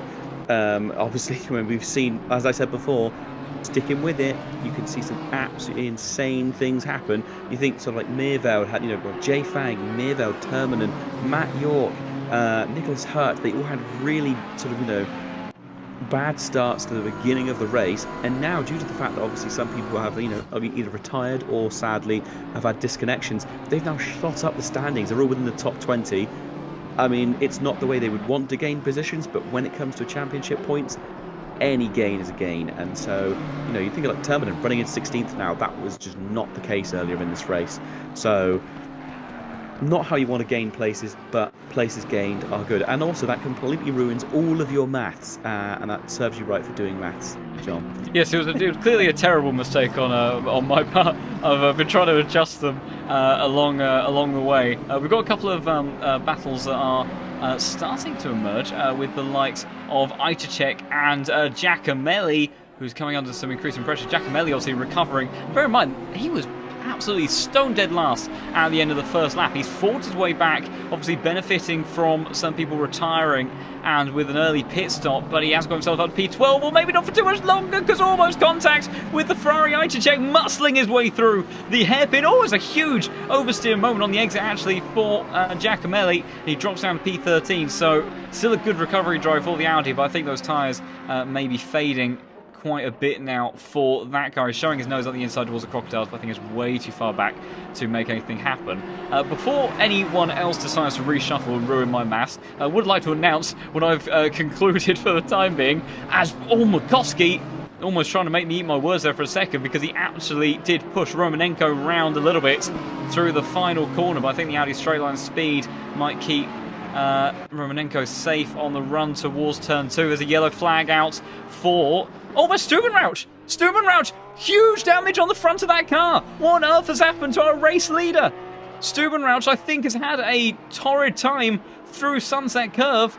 I've rewound the replay quite a large amount because I want to catch this, but our race leader, who was leading by such a huge margin, may have thrown away a huge oversteer moment of Twitch, and the Porsche gets the tank slapper. It's such a deadly moment in that car, and the 444, huge damage on the front. You can see the margin that he had because he was able to get back out into the lead.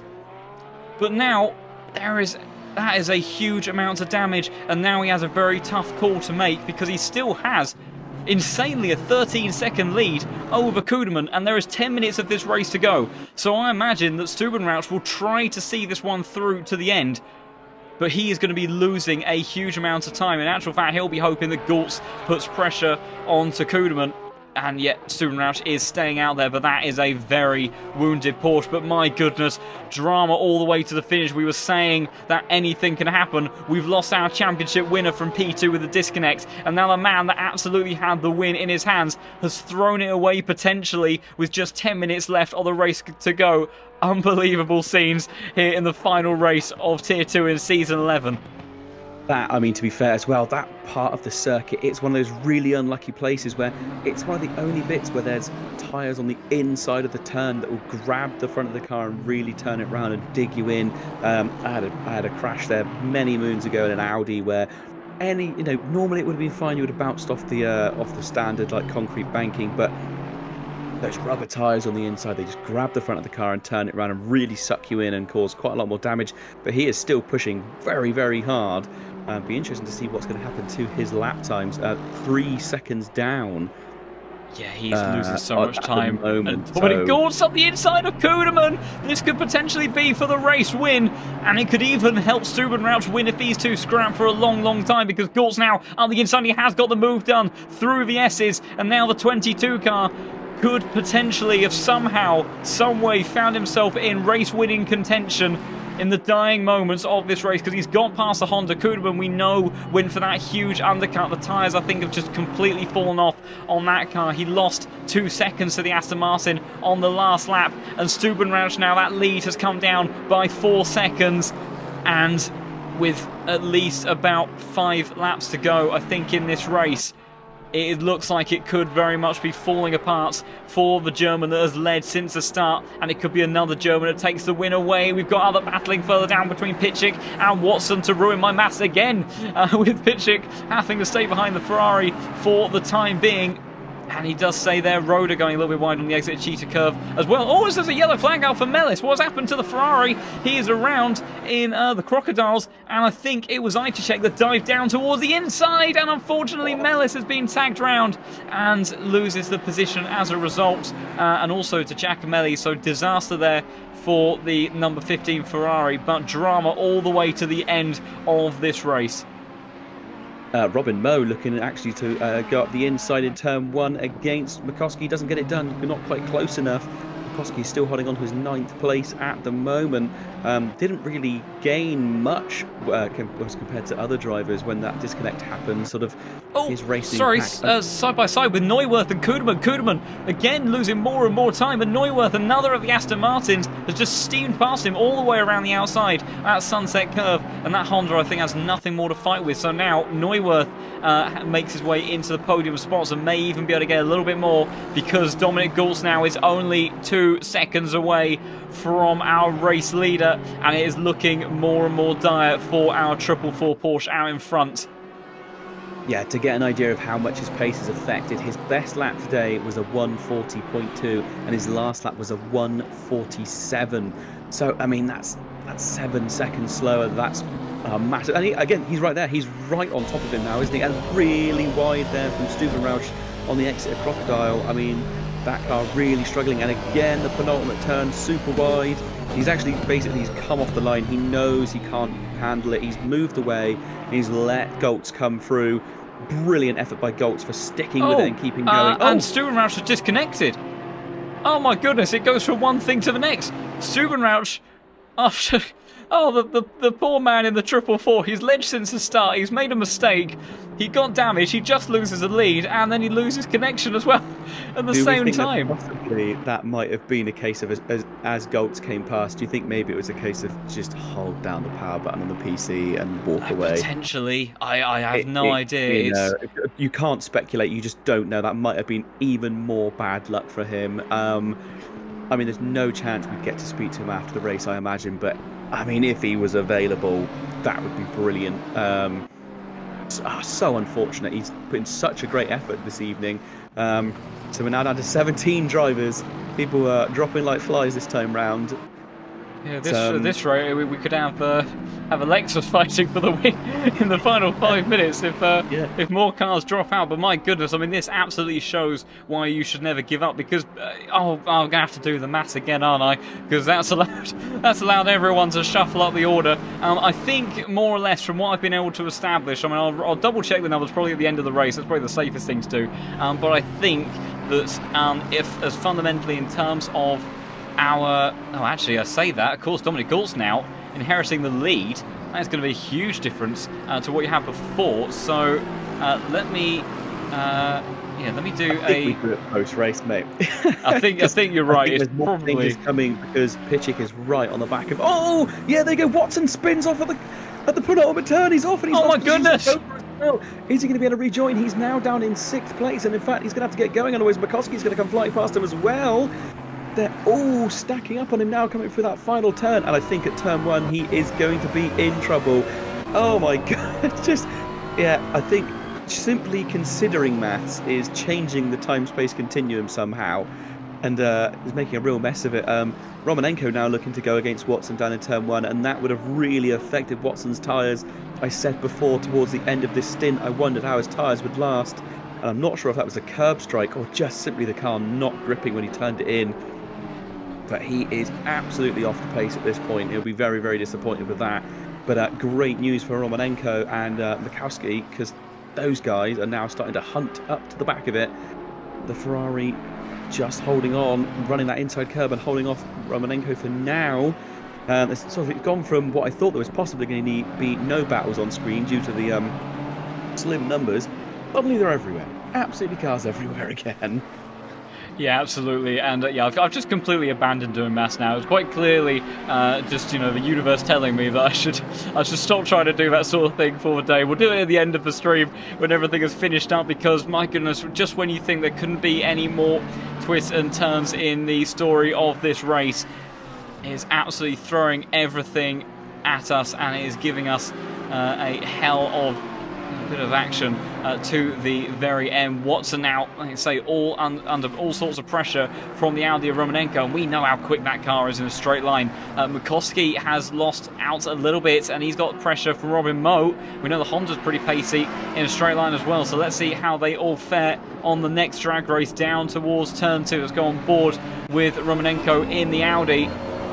See how much does he gain in the slipstream in that Ferrari, and I think it's pretty decent. Already halfway down the straight, he's gaining a huge amount on the run. Watson down towards the inside to defend. He has to, because that Audi is coming thick and fast. Mikoski defending in the background as well. Late braking though from Watson to try to hold off the Audi. He does hold the position, as does Mikoski to Robin Moe in the Honda, but these pairs scrabbling positions. Almost contact between the Audi there and Watson through barbecue, but Watson under all sorts of pressure now from the Audi, maybe even thinking about a move up towards the inside. Sunset a little bit too far away to make that one stick, and Watson actually gets quite a good run through that corner. We've seen him have troubles through there before, but whilst he may be a bit off the pace, it's that doesn't seem to be his nemesis corner at the moment. But these gaps absolutely going back and forth like an accordion as the Audi again almost into the back of Watson, but just staying behind for the time being, with Watson having to soak up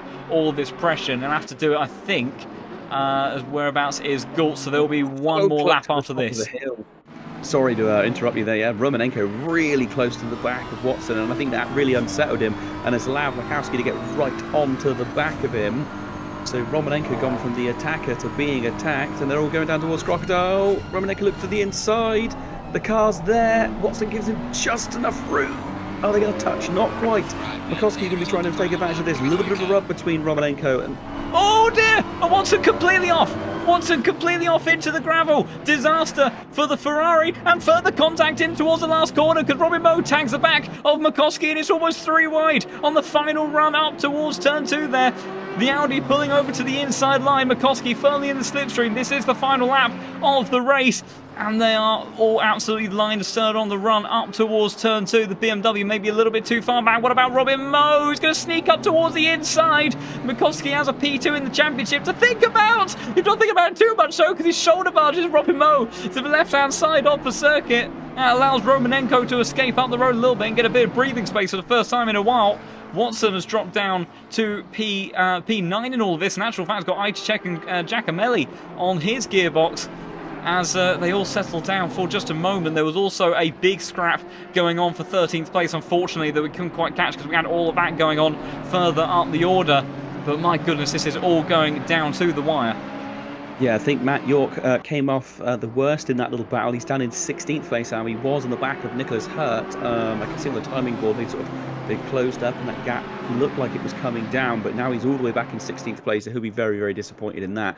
But yeah, the battle's all the way to the end, and this is definitely their final lap. I think Goltz is pretty much coming up to the end of his race, and I mean, just there's a swapping of position between Kuderman and Pitchik on the very final last lap of the race and of the season. Pitchik and Kuderman battling side by side through Cheetah Curve. Pitchik in the gravel, so he can't make that one. But Dominic's Goltz storms to victory, and in an absolutely dramatic race, and the most dramatic of the season, Neuwirth finishes in second. It's not an Aston Martin 1-2-3 because Kuderman holds on to third.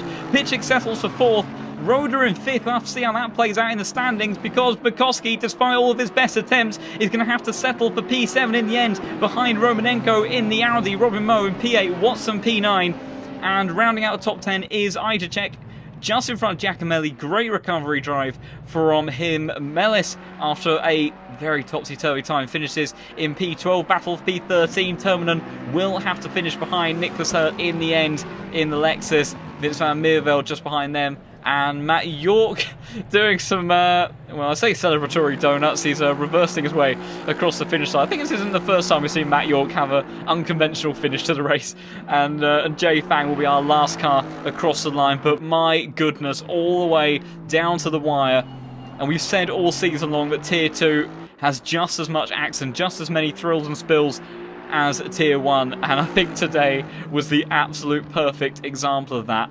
Because, my goodness, that race had everything. Oh, that was absolute insanity, wasn't it? I mean, a real shame we lost a lot of drivers this evening.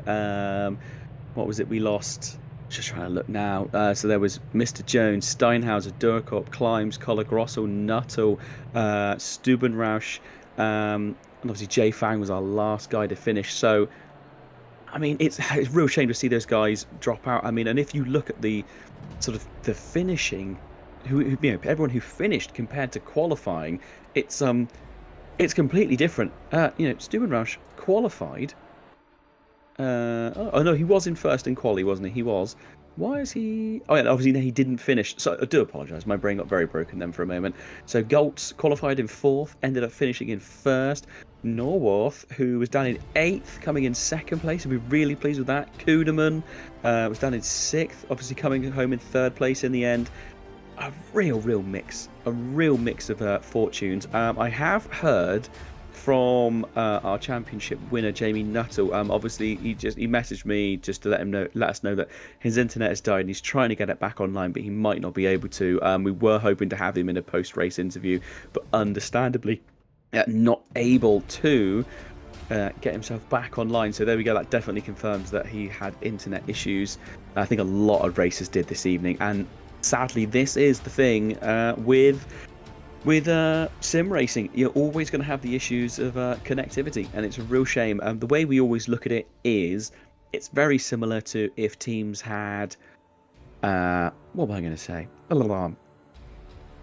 If it had an engine failure or a diff failure or anything. I mean, you see it lots of different reasons why teams are having to pull out. So it is a real shame to see people drop out, but it does also happen in real life racing, probably as much, if not more. So yeah, are you doing maths by any chance, John?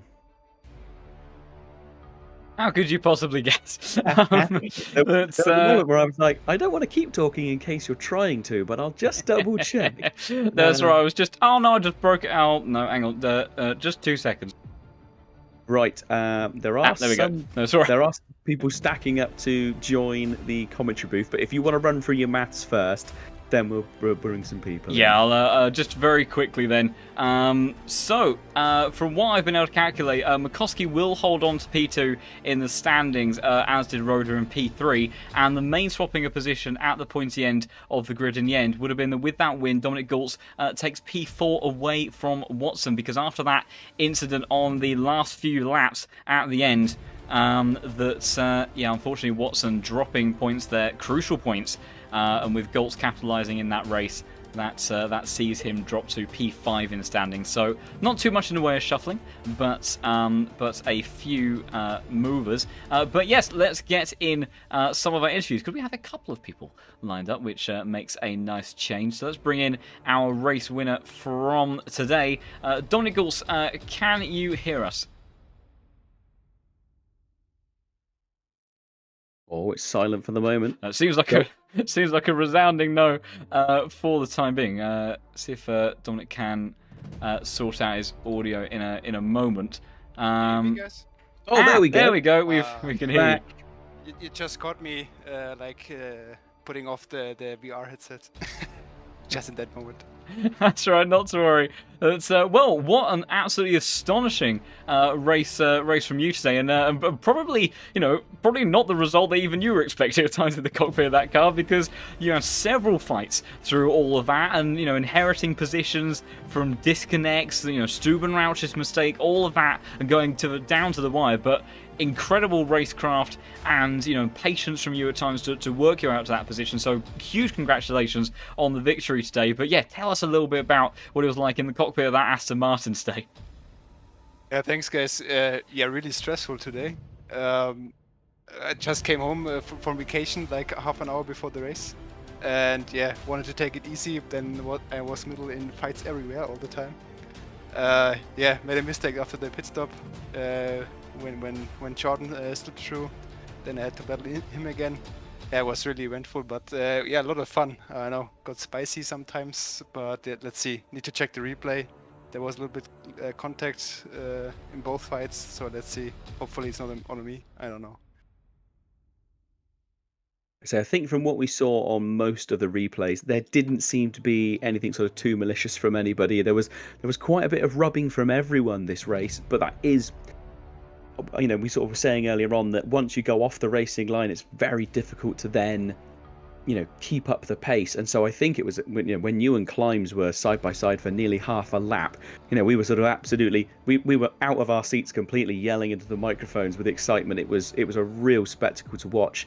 And obviously you two came together a little bit towards the end when you were coming into the S's, but again, from our point of view in the commentary booth, there was nothing that looked sort of too malicious from anybody. So I would imagine this late in the championship, most people aren't going to be putting in sort of complaints. I don't think there was too much to complain about, but there was lots of bumping everywhere. So you're not the only one. You don't have to worry too much. There was lots of contact.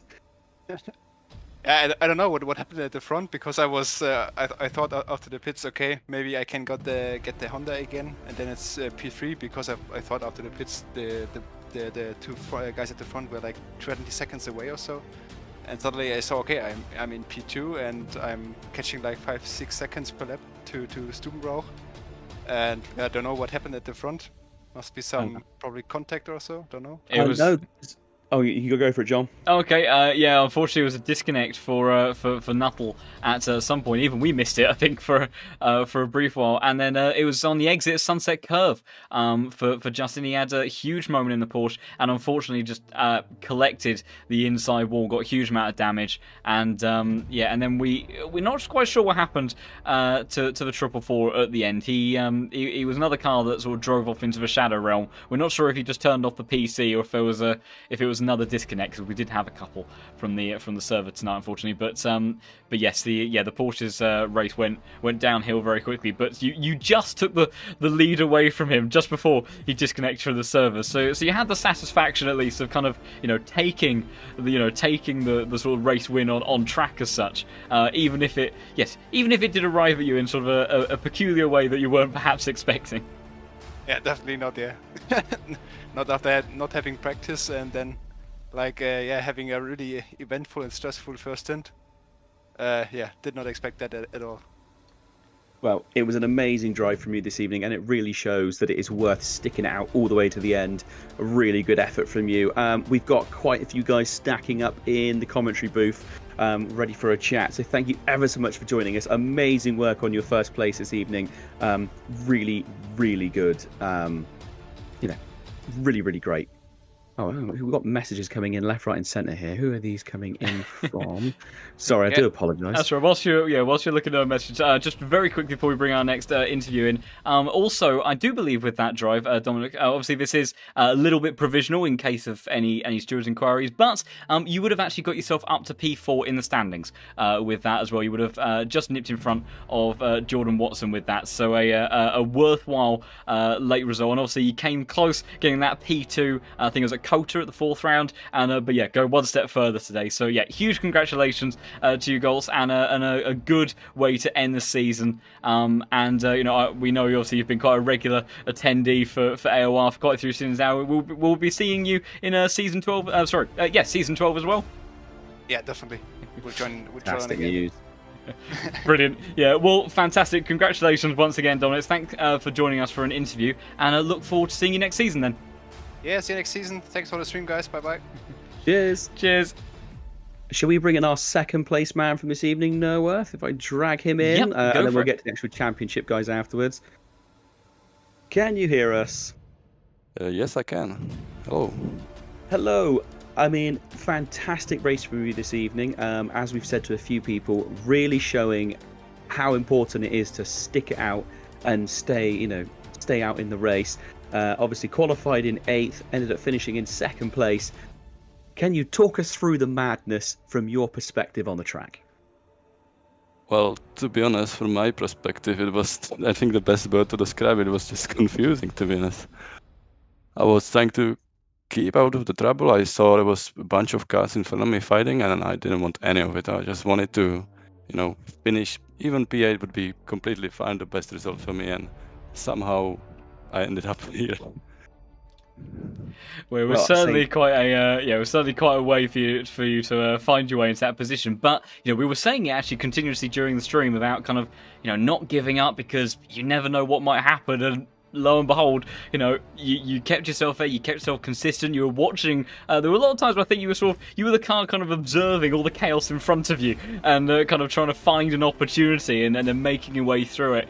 And and that absolutely pay dividends for you, because yeah, looking at your season, by far your best result. You had one other top 10 finish at Paul Ricard, so to finish the season with a second place, you must be absolutely delighted with that.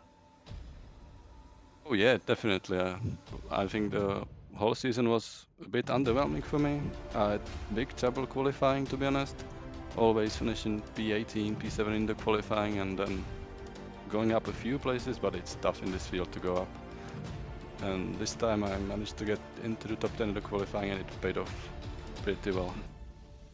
Yeah, that was great. I think that was something that we saw a little bit with some of the other Aston Martins as well. You know, Steinhauser has been a regular Tier 2 attender. Even Dominic Gault struggled, you know, sometimes to get pace in the Aston as well. So I think the qualifying pace of the Aston hasn't kind of been great all round. It's definitely been more of a race car.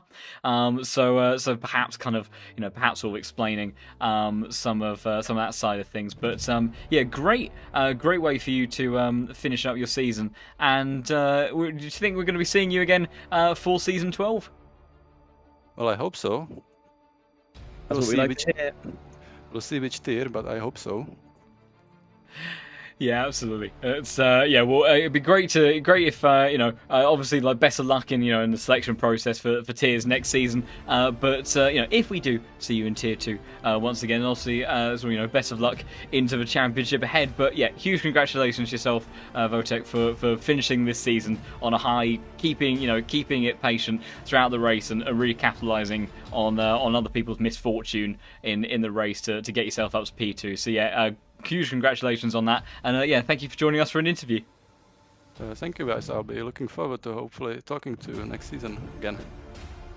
Yeah, lovely to talk with you, mate. Yeah. Cheers. Cheers. Are we going to do it? Are we going to drag in our championship winner? So we are going to drag in Mr. Jamie Nuttall. This is the first time we've had a chance to speak with him. Let's drag him in quickly. Jamie Nuttall, can you hear us? I can indeed. Hello, guys. Hello, mate. I mean, absolutely fantastic season. A real shame the way that it ended this time round. We really thought you were going to have a clean sweep of all podiums, but it just wasn't meant to be, sadly, this evening. The internet gods decided to cause you some issues. You weren't the only one, though, if that's any kind of sort of solace. But talk us through not only this race, but just how your season's gone, because it's been a pretty dominant season from you. Yeah, pretty frustrating this evening, can't lie, but very happy with my performance over the course of the season. I think it really was just about consistency. I think obviously really good results to start off the season, but probably the most important results for me were Paul Ricard and Indianapolis. The two tracks where probably the Honda isn't quite as strong as it is everywhere else, which is very strong, admittedly. But being able to maximise the results there was key. So yeah, just proud of what I've done this season, and hoping to do the same or more next season as well. Yeah, I mean, I think for a sort of is it premiere season? I think that's the word. Like your first season with us. Yeah. This is an absolutely, outstanding effort. We've seen similar kind of things in the past. Someone like Grantis Caracas, now a Tier 1 racer. But I think this is probably the most dominating sort of win we've seen in my time of Apex Online Racing, for certain. It's been a really, really strong effort. Not just your lap times, but your racecraft as well. It's the reason why you're our championship winner this time round. There's no questions asked. It's been a masterclass, really. So I mean, just absolutely hats off to you, mate. Yeah, and also just to follow up on that point, not only did you have the championship wrapped up with a round to go, obviously, but I think, unfortunately, because of the DNF, you won't quite get it, because you were on track for sort of quite an interesting statistic. We don't do too many comparisons kind of between tiers, obviously, but one big thing that kind of is certainly a measure of kind of the success of a driver kind of relative to sort of the rest of the grid, and we know how tight these grids are in terms of pace and performance.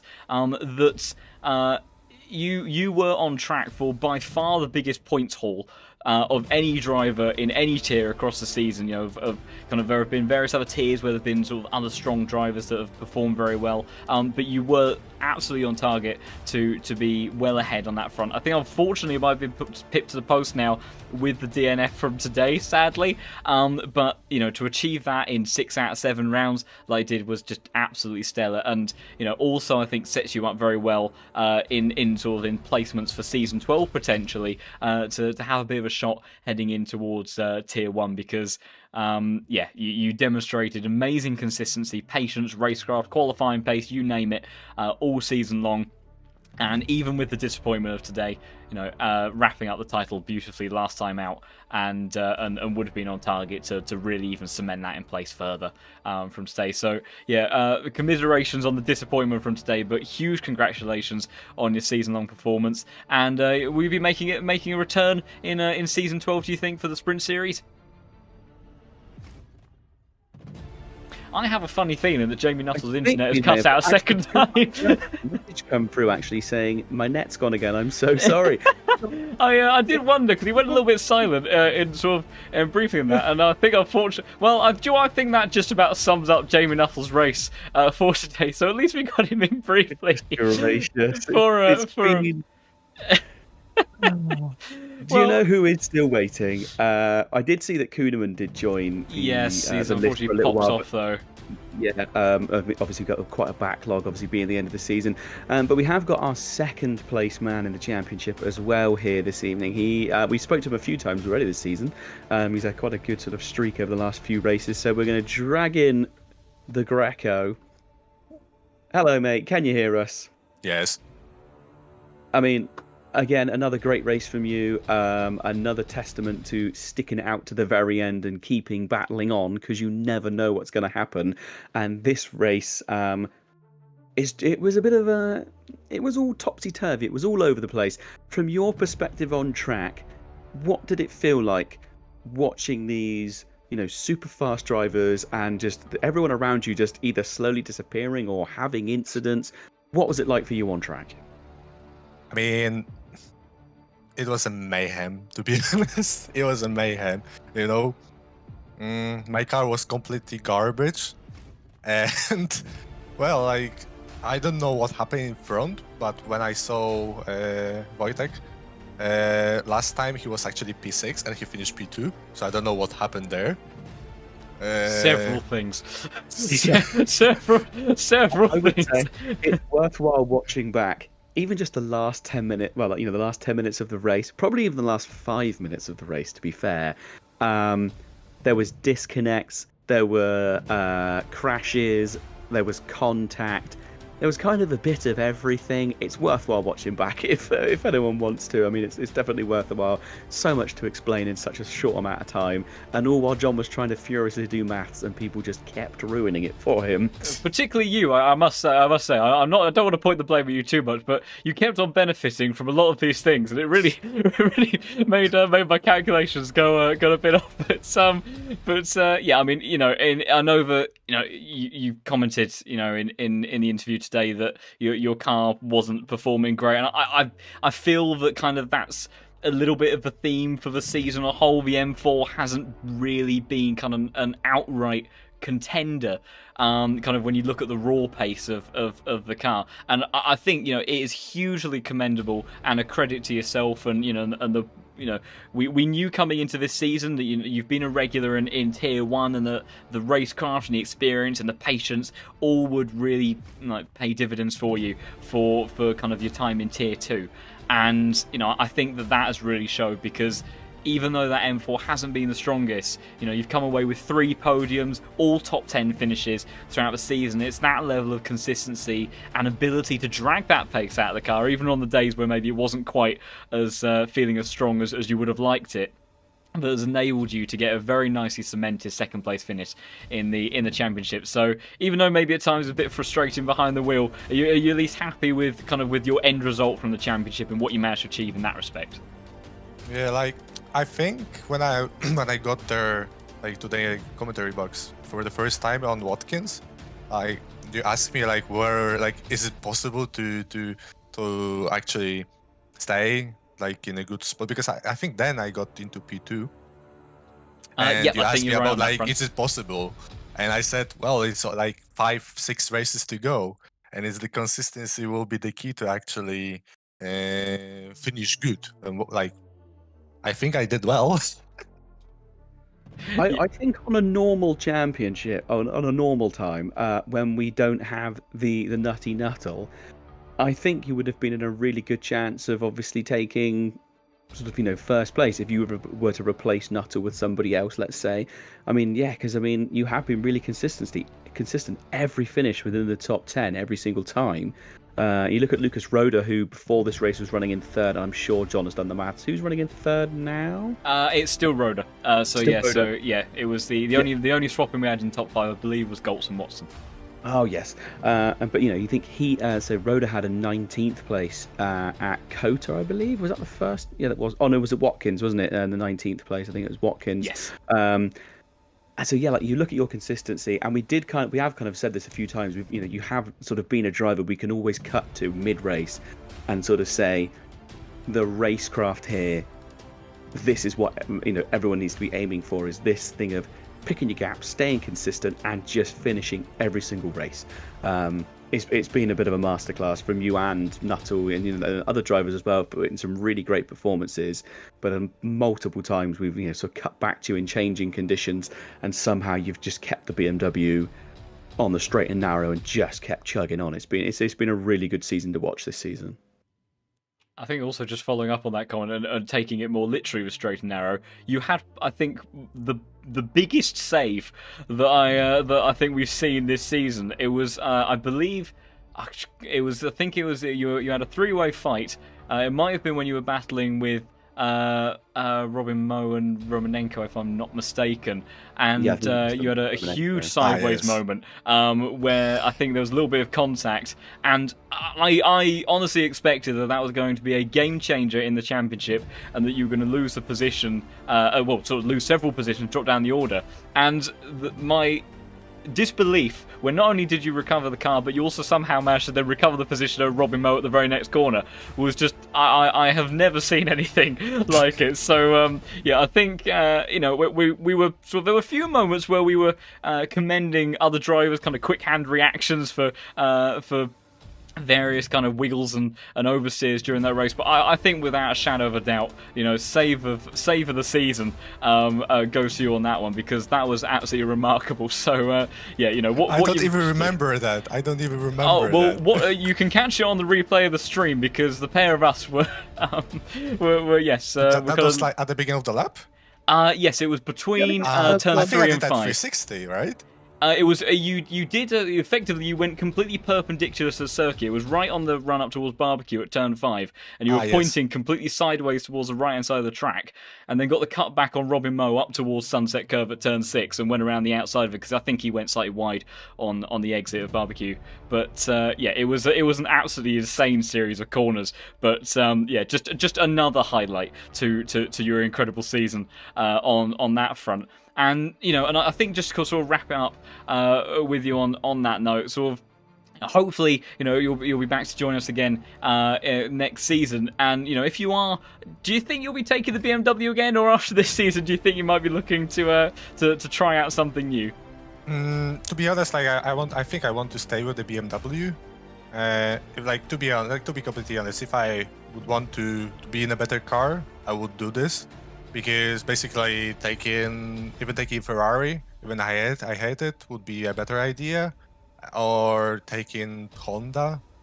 But just before the season, like I said, to myself, okay, I want to drive BMW more after putting Bentley into the bin and learn this car. And even though everyone was saying, nah, don't pick the BMW, it's a bad pick for the season. And it was a bad pick for the season, but I learned many things, and I think even for the next season, definitely BMW. Yeah, well, that's possibly not the response I was expecting from you, but I think a very well reasoned and commendable choice on that front. And yeah, it's been a very strong season from you, and as you said, you've learned a lot with the car, and that can sometimes end up paying off you more in the long run than sort of going to a car that may be on outright raw pace in terms of BOP is in a more favourable position. Depending on what tracks kind of line up in the calendar, you know, maybe there'll be circuits that kind of end up suiting that car a bit more strongly. So it'd be very interesting to see how you get on next season. And you know, obviously, kind of you were a tier 1 regular previously. Kind of we'll have to see whether or not kind of where you fare in the placements for that. But it's been absolutely lovely to have you in tier 2 for this season. It's been a pleasure to watch. You've given us loads of exciting moments, and definitely several tonight. And you know, and huge congratulations to yourself finishing P2 in the standings and joining us for another interview. Always appreciated on that front. So yeah, great stuff, and best of luck for next season. Thank you very much. Bye bye. See you next time. Maybe because in a T1 there is a really marginal chance that I'll be interviewed. We'll see how it all plays out. But yeah, best of luck either way then, Christoph. You. And yeah, great performance once again. And yeah, see you next season. Bye bye. See ya. Gonna quickly come out and do it. Would normally do driver of the day, obviously. We normally do Tim's driver of the day. I'll admit I forgot to do it last time. I do apologise. I was on my own. I did forget. But a bit of an unconventional one. I'm going to give this one to a driver that did not finish the race. Justin Stubenrausch. I'm giving it to him in that number, the 444 Porsche. It was a great effort from him all race long. He had dominated the race. He'd held off, you know, the Nuttall. He'd held off some of the really fast drivers. He'd held on to, you know, pole position the whole way round. It was really good, and obviously just really unfortunate incident and then possible disconnect. But I'm giving him driver of the day just because this is someone who, you know, previous to this, his best finish was 20th, and that was in our first race at Spa. And then he's had a sort of bad luck or not being able to join us. So, I mean, I'm giving him driver of the day. He gets my driver of the day. It was a really good effort from a driver that, you know, wasn't that used to the grid. You know, he wasn't that used to people around him. So to come in and do such a good effort, he gets my driver of the day. I think that's a very fair pick. You know, Justin Stubenrausch, he drove such a good race. You know, we know how fast Jamie Nuttall has been all season. So, yeah, it's huge commiserations to Justin. I'm sure he'll be absolutely gutted with himself after that one for making that mistake. And yeah, we're not sure quite kind of how he left the server in the end, what the circumstances were with that. But obviously his race had taken a turn for the worse prior to then. I suppose if it was a technical issue, if it was an actual pure disconnect rather than a deliberate shutdown of his PC, he perhaps would have preferred that happened after the race had already gone wrong. Because if he had come out of the lead and lost the chance to finish the race after being 20 seconds ahead after driving so well, that possibly would have been even more painful. So I know he'll be kicking himself, but yeah, it was still an absolutely stellar effort. He took pole position. He'd effectively led. You know, he was effectively our race leader for the entire duration of the race up until around those kind of final 10 minutes. And, you know, that is a lot of positives for him to take away, hopefully, upon him returning next season, either in Tier 2 again, you know, wherever he ends up kind of in the placements if he does look to sign up next season. So I think that's a fair pick. It was a very strong day for him, even though it didn't quite end in the way that he clearly would have wanted. But yeah, and I think that we were out of interviews. We had quite a few tonight, which makes a nice change. It was lovely to hear from some of our other drivers and finish the season on such a high. But my goodness, you know, this season has had absolutely everything, and I think that, you know, tonight's finale in Tier 2 was just a concentrated, you know, amalgamation of all of that, all of what we've seen with kind of technical issues, you know, crashes, incidents, comebacks through the field, patience paying off, racecraft, you know, like daring overtakes, all of it. We had absolutely all of it in 60 minutes of action at Kyalami. It's a circuit that never seems to disappoint. But yeah, it's just been a fantastic way to wrap up the season. And yeah, Jamie Nuttall, of course, came into this finale our championship winner. He stays our championship winner despite not finishing today with his internet issues. Unfortunately, disconnecting from the interview box as well. But it was nice to hear from him briefly and be able to congratulate him before season ended. Krzysztof Makowski, Greco, is your second place man in the standings, and Lucas Roda rounds out the top 3 with his P5 finish from today and stays in third place. So those are your top 3 drivers from the standings here in Tier 2, and yeah, what a series of races it has been. And and just before we completely wrap up for the last time of season 11, kind of any other sort of big highlights that stands out for you, Tim, from the season? Obviously you've had your various picks of drivers from the day, as we get one final invasion from the bots in the chat. It's actually, that is I think a fair way for the season to end. We need at least one invasion on the final race, but yeah, any other highlight for you from this season, because there's a lot to choose from? Goodness gracious. Oh my god, that really put me on the spot. There has been so many. I mean, something that always really stands out to me as just one of the moments where I just thought this is going to be a wild season was race 1 at the top of Eau Rouge, with Doorkop going very wide and into the wall.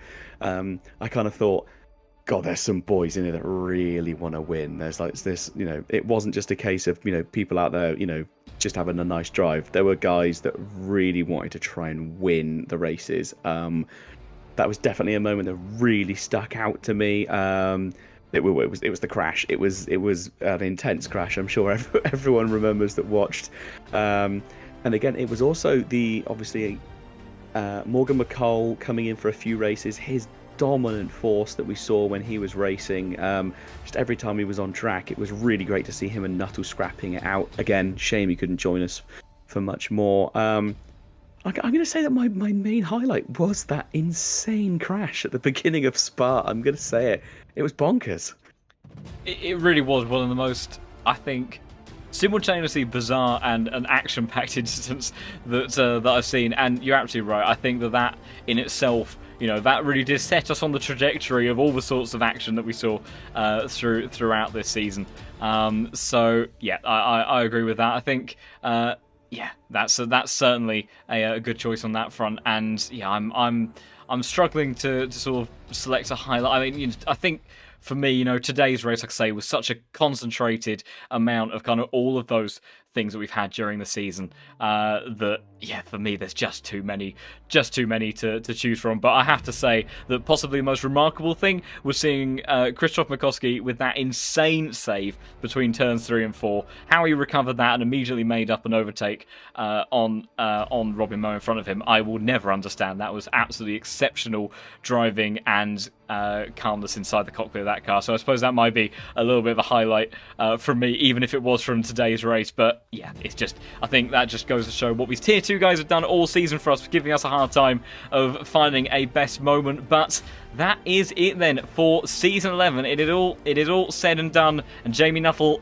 is your champion here in Tier 2. It's been an absolutely incredible season of racing, and if you want to get involved in some of it yourself next season or in some of the other championships that AOR is hosting, then do head over to apexonline.racing and get yourself signed up on there. If you want to be a part of the community, then do also consider looking at the Discord server as well. Both just all of the drivers in the community and also discussing everything sim racing and motorsport and getting involved in all of that. It's great to see that growing as always. But it has been an absolute pleasure to bring you coverage of the insane action we have had in Tier 2 season long with season 11. That has given us everything we could have possibly hoped and dreamed of. And thank you everybody so much for all of the support in the chat throughout each of the streams. It's been amazing to see you enjoying all of the action and some of those more dedicated, particularly a shout out to Mini Simeon for showing up week in, week out as well. It's been absolutely incredible. So thank you everybody so much for the support, and we will see you all again in season 12. And any final words from you, Tim, mate? I think you summed it up perfectly, mate. As definitely a good night from me, and I will see you again for season 12. Yeah, fantastic stuff, everybody. Thank you all so much for watching, and for now then, it is goodbye.